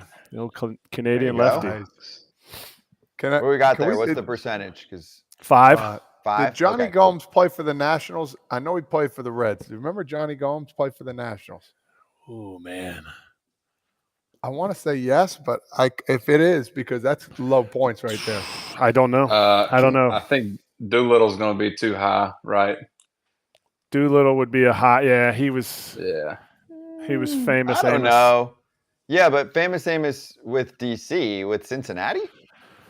Let's see. I mean, yeah, I like Doolittle. I don't Hey, think that's it's a bad that's idea. Big woos. I like big woos. I think it'll be under 5%. I like it. Let's do it. No doubt. Let's see here. It's going to be higher than 5%. 9%. 9. We're not doing so hot. Come on, fellas. Hey, It's okay. sometimes we get wrong answers, and that's the Yeah. ultimate. Wrong is 100. We can't have no wrong answers. No. All right. Let's see. How about I always go Sox- for relievers. White Yeah. Sox and Nationals? Maybe a little Bartolo, but that'd be too much, you think? Yeah, that'd be a lot. You think Bartolo for Nats and White Sox is like something that comes to mind for people? I don't know. Let's do it then. I don't think so. We're also on a clock, so I'm going to Where is say our clock? 6%. I like All right, 5 is good. I like 5 for Okay. Bartolo's low. That's I would fine. have thought it would have been higher. How much time we got? 2.5 minutes. Brian boy Shaw Stubbs. maybe for White Sox Rockies. I like that. Brian Shaw. I don't know And then how. Drew Stubbs. Yes. Good call. The sexy man. What's wrong with you? Yeah. Let's see. 3%. And then go 3%. go with the Drew- Colorado and Reds. Tell them. Drew Stubbs for Colorado and Reds. I mean, he was like his Oh, bod is the yeah. exact same as Big Woo's. That's going to be Yes. 6%. Under 2%. 5. Wow. I'm the worst. I Hate mean, me, Big Woo. Hate me. 10-win season. I mean, you. I mean, you're let's right see. there. Like, I don't want to put myself on there, but Why not? Kind You're of here. do, Yeah. But I let's love do it the- last. Let's do it last. Like he can put Okay. a stamp on it last. So who we got for Nats? The Nats. I mean, Tanner Roark would be a Mm. would be a name. Oh. I'm trying to think like before Zimmerman. that. Ryan, yeah, he's before No, that. Jordan. Maybe a little Yeah. bigger name than that. Thinking. Levon Hernandez, maybe. You can do the Expos too. Can you? Oh right, Yeah. you can do the Expos. I Uh-huh. thought it was just the Oh. Nats. I didn't think they let that happen. No, Expos too. How about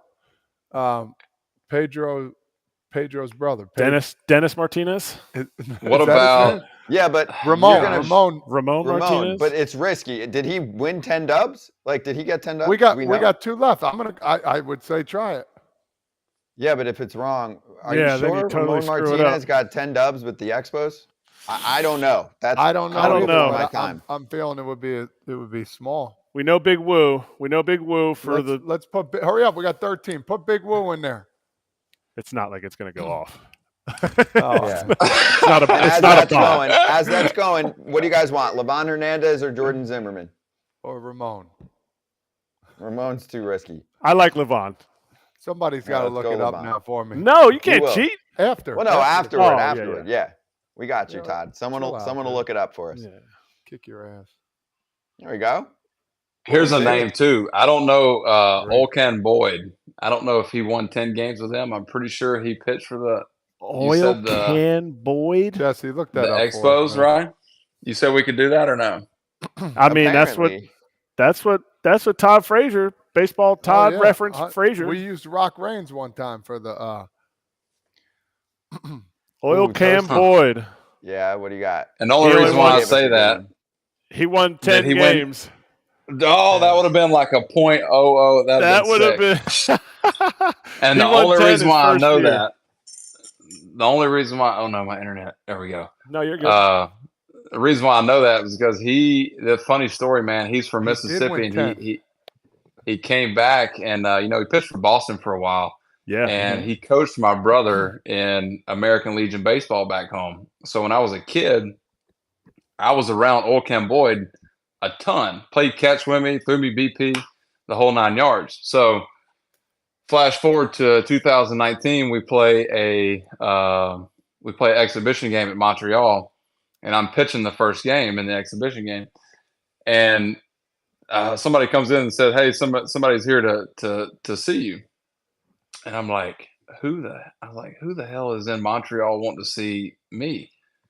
So I go outside, and hopefully we're getting the story. I feel like I'm breaking up, but You're good. it's old Cam Boyd, man, and I hadn't seen him since I was probably like 11 years old, and it was the craziest thing. And we just sat there and we hugged. I hadn't seen him in so long, and of course I had grown up, and it was a pretty cool deal. So that's the reason why that popped in my mind.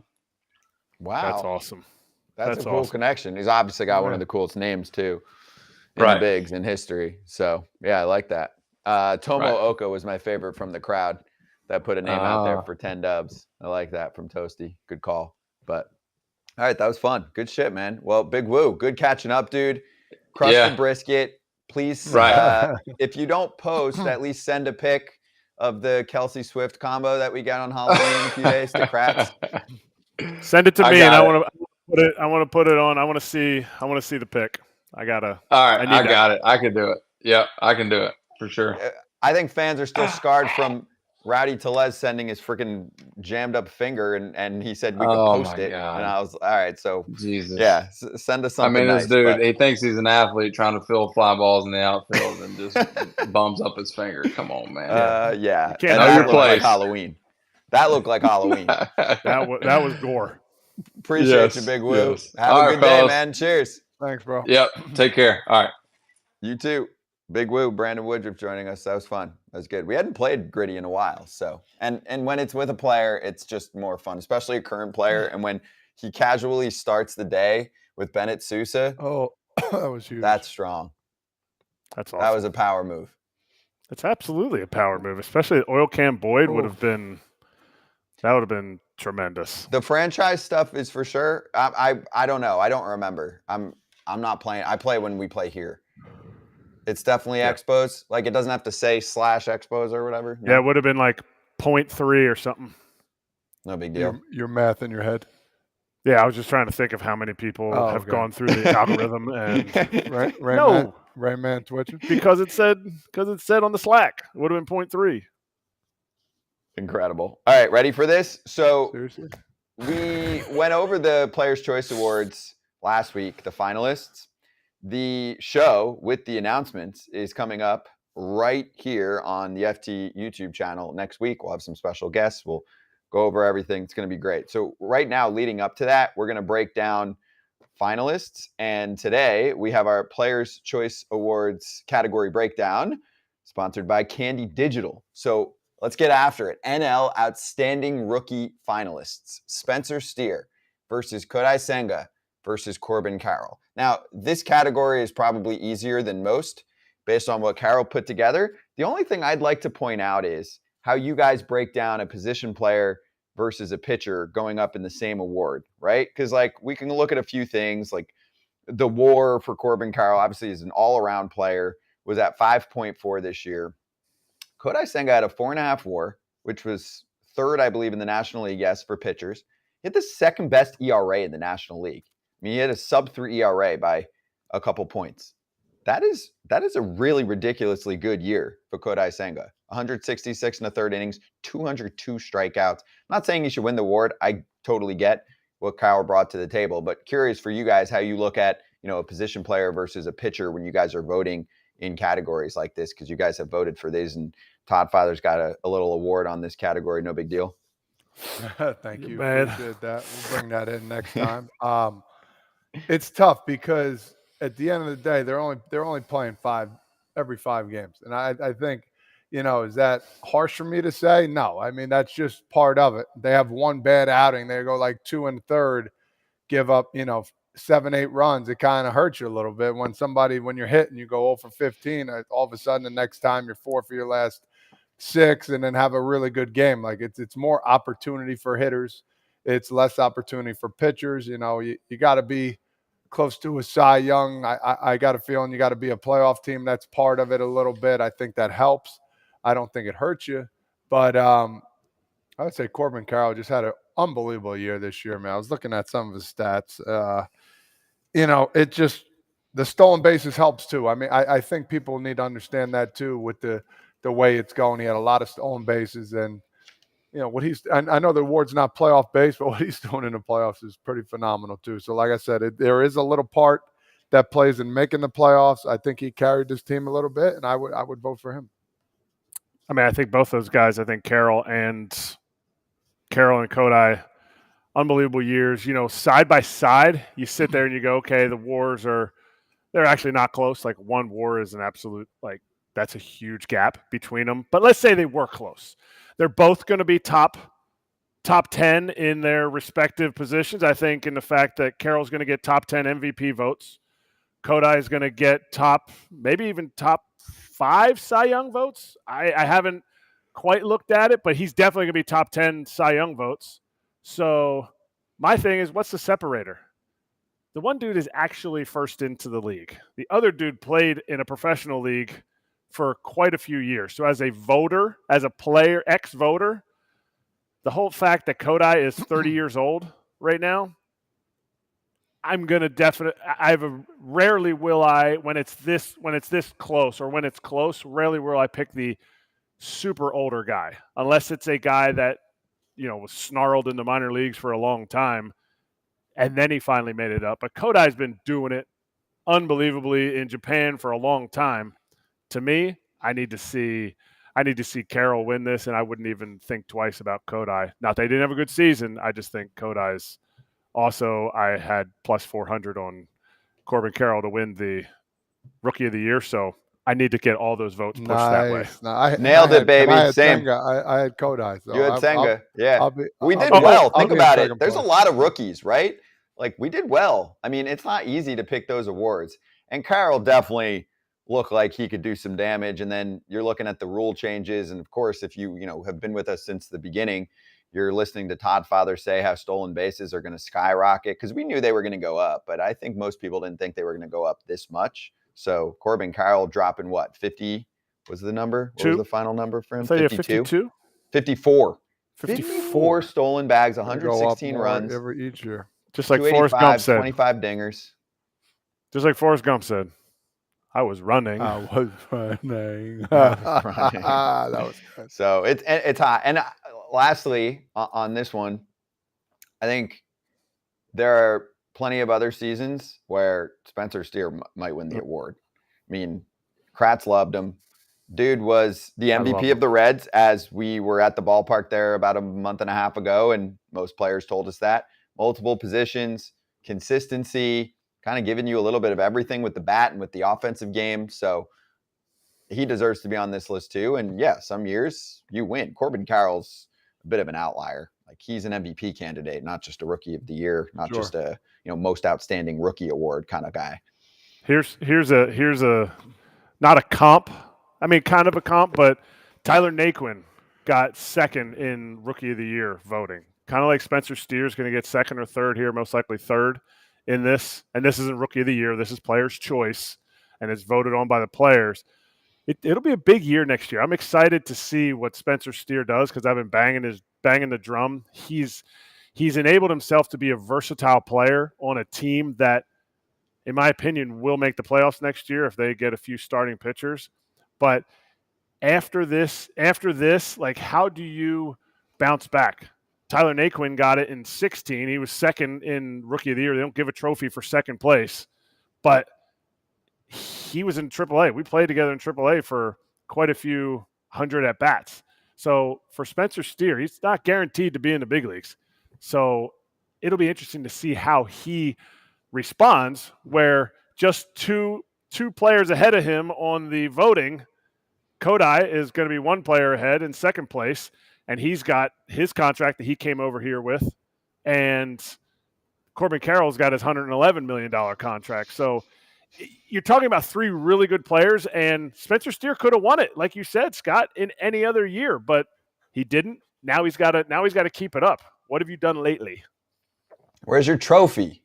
Where's your trophy, Top Father? You going to bring it next week for the show? I will bring it next week. If Eric is That near one- that trophy, I will punch you. That one's in his mountain house, his New Jersey mountain house. Never. Don't have one. Oh. I don't Actually, have one. my trophy, my Player's Choice trophy, is in my New Jersey mountain house. Oh, There's no mountains in New Jersey, so I have a there's mountain. no house. No, and there's no award. But there is a real award for Todd Father. So Got no awards for Kratz. Trophies. Just like Drake said. you got hats, Kratz. I got You hats. got hats. I got Look at this fancy thing. The Player's Choice Awards Show special is on Foul Territory's YouTube channel, and you can watch it November 2nd, 7 o'clock Eastern time. We will premiere it. You don't want to miss it. We'll lead up to it with conversations like this. The show is sponsored by Candy Digital, and Candy is your official destination for MLB digital collectibles. You can collect, buy, sell, and earn rewards like meet and greets with MLB stars, game-used gear, signed memorabilia, and a special offer, hot off the presses for the FT fam. Candy is offering free MLB team packs. So go get your collection started at go.candy.com/pack. Again, go.candy.com/pack. I don't feel like I have to spell any of those words out. They're pretty simple. Go.candy.com/pack. And little bonus for you guys, we're going to set up our candy accounts. Okay. So we'll talk about it next week. We'll get that. set up this weekend. that. Get ready You're for it. gonna have to help me with it. I'm fired up though. Go.candy.go.pack. Go.candy.go./pack. No, now you're confusing them. Go.candy.com/pack. /pack. Yes. Thank you very much. All right. Next Hey. up, Hey, can I ask you something real quick? No, this course is you gonna be can. great. We're talking about singing. Would you be like obliged? Would you be upset if I came out and did like a couple Christmas songs, like went to a studio and did some songs? Like I'd be recorded offended some? if you didn't. All right, yeah, good. I would be offended I- if you didn't. I think I'm gonna give that to my wife for Christmas. I mean, now she knows. No, she She doesn't watch. No, She doesn't watch the show. No, she's not watching. She's driving right now, so I can say it. She doesn't watch. She won't go back and watch it. So, but I've been thinking. I got a guy like I want to sing 2 like Christmas songs. Well, I used to sing on the bus. I used to Like make the- songs. I used to yeah. write songs and sing on the bus. So maybe No, I but could write. I'm taking maybe I 2 could write you a love song. original Christmas songs. Like I bet one's Frank Sinatra. You think you're Frank no, Sinatra? I'm not gonna. He do does. Frank. He does. Frank, he did the Christmas songs, but Oh, did he? like he sang the ones that they always sing. Oh, He did never he? made up his own. I don't think he Chestnuts did. roasting on an I'm not open doing that fire. one. I'm You're doing gonna do originals though, right? Yeah, Todd Father, you're not just making 2 up of your them. own. Yeah, No, do just the 2 good of ones. them. I'm not that good. Yeah, I would Okay, be offended but yeah. if you didn't do it. All right, we'll play. Now on it that. has to happen. Yep. And also, I've been told behind the scenes that you should probably still provide an additional gift, probably a physical gift. You know, Whoa. that's No, also what? there for the holidays. I mean, that's been that's- suggested. I by am who? not the expert on that category. Some people behind the scenes are like, maybe another present as well, in addition Well, to the tunes. shit. Listen, it's love. It comes from here. I would It's say, not. like, maybe a nice Not the bottle, thought that counts. nice bottle of vino, so that you can Yeah. kick back on the chair. Mm-mm. It's No, cold Not as a outside. gift. Not as a gift. No, we'll talk about that once Christmas comes around.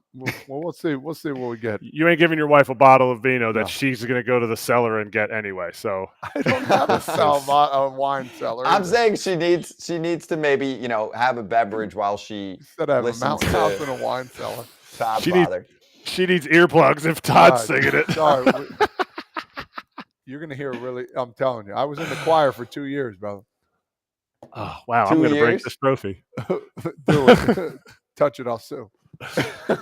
Here we go. Sorry, I was just thinking. No, about that Yeah, I was don't know important. why. That was Yeah. good. That was good. I needed that. It's Friday, so we have a few more minutes. Let's look ahead to the World Series. And first of all, I'll remind everyone a couple more times. After every World Series game, Foul Territory will have a post-game show. That includes tonight, Game 1. Can't wait. So let's talk about Shade. Zach Gallen leads in that category, and we'd like to run his lines. Like I said to Ken earlier, he's a star. He's a star speaker too, I think we need to promote guys like Zach Gallen. He's on that list now for me, like the Rowdy Tellez list. So No doubt, Zach no Gallen doubt. was having a good time on social with Philly fans, and this is what he said about it. Yeah. I mean, this will be the only time I'm gonna address that. But for me, that was just growing up in that area and knowing how the Philly fans operate. I don't know. There was a lot of mentions of people in my DMs and stuff like that. So I figured, they were talking junk. So I just figured if they want to, talk junk to me, I'll say one back. And I feel like being from there, I knew how to hit them the hardest. So that was my thought. But yeah, that's the end of that. This is a new thing that's over with. And they said there wasn't a perfect answer. Come on, that's the perfect answer just now. Exactly right to a T, because I say the same thing. You know how them Philly fans are. Good for him. It was great. It was solid. He's from the area, as we know. We know how those Philly fans are. Yeah, that's why he's like sometimes. I mean, that helps his cause, though, right? Like to get the rest of the crowd on your side. He's like, I'm from here, so I can get after it, right? It's the same thing. If someone talks shit about your where you're from, you can get offended, especially someone like Todd Father. If they're from there and they're just like, I really don't like this, like it's an easier sell because they grew up around that spot too. Let me explain 2 days ago when I was on, because why you guys like, oh, Paul Sewald, right, and all this is great. And that's what I said, I know who he is. Like for one, that was part of why I said it wasn't. I thought it was kind of cheesy. He's not from the area, for one. And for two, he was just on that team, which I said before. But this guy's been there. He's been around these fans. He knows these guys, and he understands the type of atmosphere it is. They're going to talk smack, and you're going to talk back, and they wouldn't. Kratz, you know this. They respect you even more for coming back at him for the most part. This guy's got some cojones. He's got some balls talking shit to me. Let's go. I love this. So next time they play, they're going to keep the receipts, and if they win, they're going to come back, and Zach's going to be like, that was pretty good. Absolutely. Respect.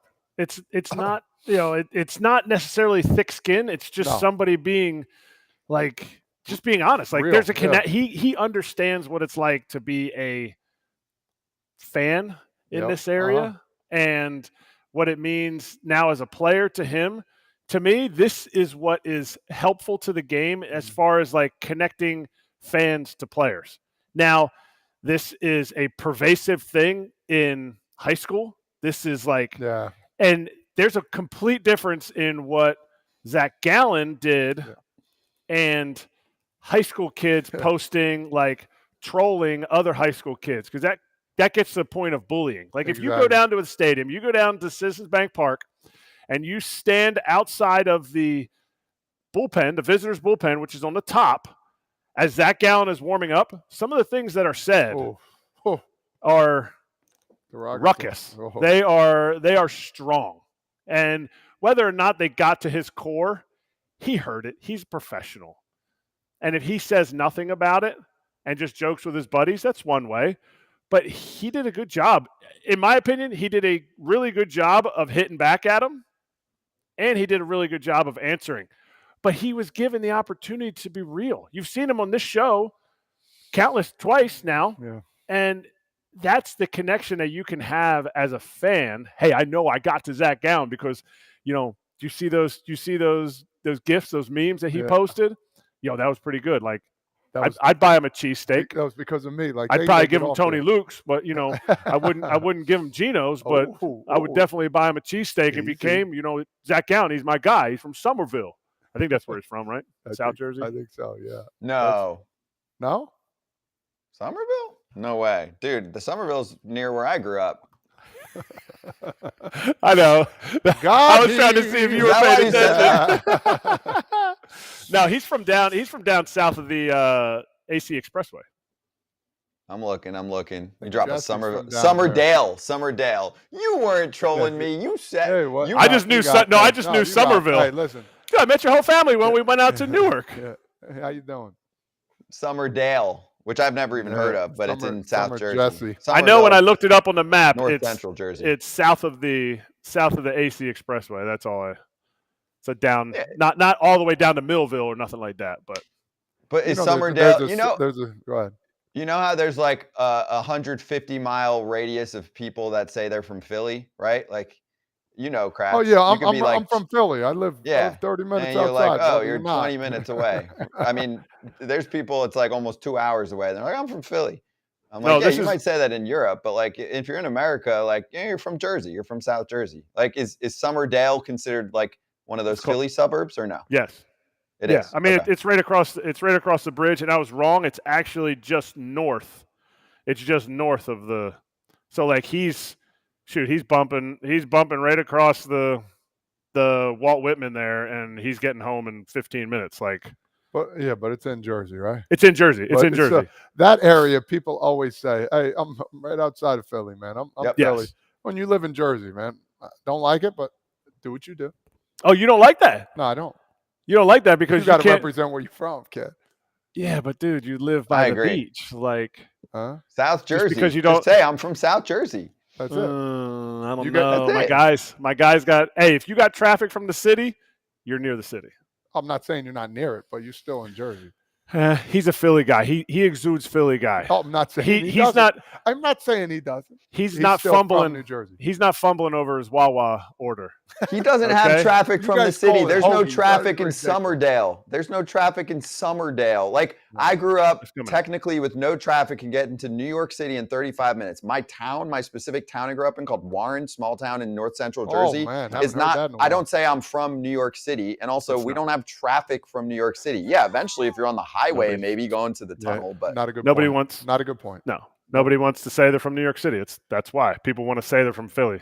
It used to be the capital of the United States. But we didn't say that. That's it. People do say that, I know, and they should. but Because that's it's something fine. to be proud of. I'm not arguing. Nobody's proud of being from New Jersey. I am. What are the sports teams from New Jersey that New you're proud Jersey of? that Nets, hits New my Jersey Devils. No, the Nets aren't even in New Jersey anymore. I know, but they Brooklyn used to Nets. be when I No, grew up. We're getting shafted. I can go on this subject forever because it should Let's either not. be the Jersey Let's not. Giants or Jersey Jets. But Let's not. We'll go. Yeah. I would like to do one day in the off season, just like an hour show with Todd Father, just getting deep on No, Jersey. there's I too feel like much. that would hit, like where Too we much. get deep on what it's all about.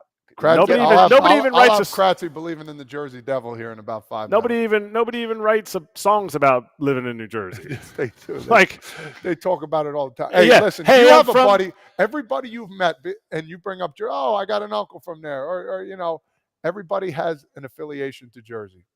yeah, because that's what you remember about them. Because they're like their So- eyes are so- crossed, and you're like, oh yeah, that cross-eyed guy's from New Jersey. So do you remember anybody, all the buddy? Oh, yeah, I got a buddy from Pennsylvania. Yeah, he lives in the boonies up there. No, nobody talks about Pennsylvania. Like when you're from Jersey? Oh, let me tell you something about it. Everybody has a story. Everybody has a family member. yeah, everybody says, man, that's the one state I never want to go back to. I've heard that before. That's fine. Don't come here. We're not inviting. Yo, property is already expensive. Property Oh, taxes it is No already doubt. crazy. We don't. No it's doubt. good. Everyone stay in your states, and I'm not. Obviously, I left, so I Shaquille spent a O'Neal's lot of from time there. Jersey, best center to ever play. I'm gonna stop. I'm gonna stop there, Jeter. I can't. I gotta stop. Jeter's from Michigan. Where was he born? So what? So the hospital had him for like 6 minutes. How many? 9 minutes. Oh, All right, here we go. Let's go. Let's get out. slap, I'm baby. done. Let's I'm slap. done.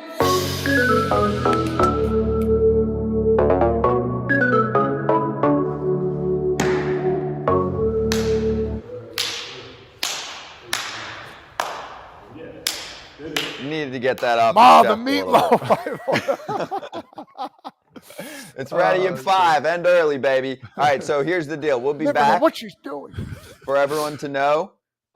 So the game is about 8 o'clock. I think first pitch is like 8:07 or something like that. Let's so go. Yeah, gotta get I lost what I was gonna say. Get Again. the bets How in. many Get the times bets have I in. done that? How many times have I done a show? I go to say something and I lose it. This is why it's going to be great for our boy Frankie making him out of context. The other day I tried. Context Yesterday I tried to figure That out. was solid. I tried to figure out. Lorenzo Cain was coming up with the Brewers, traded to the Royals, went back to the Brewers, and my mouth was just like it was not connected to my brain at all. So you're welcome, Frankie. I make it easy for you. Me too. I make it way too easy. We got you. All right. I'm going to have a Talk to beverage us. later, and then we're going to watch the World Series. Yeah. And we're going to come on right afterward. We'll do about a half hour. We'll take questions. We'll go over player of the game, the whole deal. So tune in Let's for get that a that little out bit there. later Let's on. get that out there online here. That's what I want people to know. We'll make sure we promote it pretty hard. The me crowd's too. been building up pretty good too, because people are like, I need a little real talk post-game show. This is the spot. We'll be watching. We hold everyone accountable, okay? Like, hey, who's the ump tonight, Kratz? DJ Rayburn. DJ Rayburn. Is he a good dude, at least? Great Nice dude. guy? Don't Okay. go into it thinking he's going to be bad, or it'll be an Angel Hernandez type of situation. Oof. As soon as there's a borderline call, you'll go, oh man, see, this is why we can't. Tweets are going to be coming out. Bad umpire, blah blah We blah. told you. Go into it with a open mind, but know that the unders. If you're tailing Scotty and you want a little extra cash, I feel like the under is going to be hitting here because it's going to be a large strike zone, which goes in the favor of the pitchers. Another reason I went plus 4.5.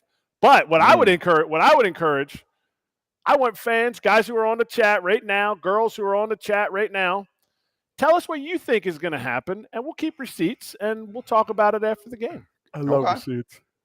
I like it. I'm expecting 95% accuracy or better. It's the World Series. If we can't have guys behind home plate that are 95% plus, I got a problem. Someone asked last night. Far off. Sorry. On Twitter, we got a question last night. I told them I don't know the answer. I'll try and find out. They were like, what exactly goes into the decision-making of who is behind home plate for each World Series game? And I said, I know there's a reward system, because I think the question was asked because technically Rayburn was ranked 75, right? Is that what the tweet was that was thrown out there? Out of 92? 91? 92? Okay, I thought it was 92. So he's bottom what, 10 percentile of umps behind the plate, and he's starting behind the plate. That also, he's got so much pressure on him because that's going to be talked about everywhere. And you're right. When he makes some bad calls, the world is going to flip the fuck out and say, why do we not have the 7 best dudes? If you don't want guys going consistently back to back or whatever, we should have the top whatever guys, 7 guys, 5 guys, something like that, behind home plate, calling balls and strikes for the biggest moment of the season. Agreed. But I also Period. think I think it is so the way it was explained to me, and this is not, I wish I had the official wording of how it is. It's not a merit-based getting into the World Series. It's based on kind of a rotating guys who have, guys who haven't. But an unnamed umpire told me that there is some merit in there, and it's more based on how you handle situations. Like when you make a mistake, this guy said, when you make a mistake, because there's not if you make a mistake, it's when, how did you handle it? Because they want those guys on the biggest stage, so we don't have a situation where somebody misreads a situation, makes a mistake, and then boom, throw somebody out, or like can't handle the spotlight kind of thing. And so while it's not merit-based, which it should be in my opinion, there is some merit in how you handle yourself throughout the season. Okay, well, first off, that sounds like an anonymous source, which I love. Oh, got him. Tell that anonymous source, thank you. Wow. But second of all, Kratz, good. I like that. Reputation and how you handle yourself in a big moment is important, because it's a PR disaster if you kick Marcus Semien or Ketel Marte, whatever, right? Like a star out of the game because you were wrong on a call, they were right, then and they got hot. They smack their bat down and you're like, fuck it, this is my world. Like, no egos in the World Series. That's not your job. But layer 2 is we can find the happy medium of that plus the dudes that call the game right. And also, guess what? I bet you if we look at the top 10 most accurate home plate umps this year calling balls and strikes, they're not the ones that are getting into it with players. Why do I think that? They're wrong a lot less. Yep. True. Totally. And you're going to have a lot less situations where that goes down. But like Teddy Barrett was not one of the better home plate balls and strikes guys, but how he handled it is the reason I think he was in, I want to say 7 World Series, but now that sounds like a high number. So, but that's why he was getting, because they get these series. They get, like, if you were in the National League Championship Series, you will not get the World Series. National League or American League Championship Series, you won't get it. If you're in This the sounds like Division everyone has a Series, medal shit. kind of, but it's like, it's more of a case of the union protects its guys, so everybody kind of gets it. And that's my biggest thing. Wherever we go with the automated umpires, the challenge system, whatever it's going to be, let's just make it merit-based. And you know what? It will elevate everything. I think it'll even elevate their financial situation. But it's going to axe some dudes that probably shouldn't be there or have to figure something out. Like, some people are like, oh, well, he's a tall umpire. He can't call the low strike. Okay, I'm a tall hitter. I can't hit. If I was shorter, would I be able to hit? I don't know, but you got to figure it out if you want to stay. Yeah, that's not an excuse. That's like, this pitcher's taller, so he's built to last better. Like, he gets judged in the draft differently, right? Like a Right. 5'8" righty versus a 6'5" righty or something. Like, okay, that's life. Oh well, sorry about it. Like, try to adjust, or if they can't call pitches as well, then they don't deserve to be there. You can't do everyone gets a medal. Like, hey, the players, you guys were in a union, right? Like, in a players union, right? Some players make more money. Some players get more awards, but that's okay.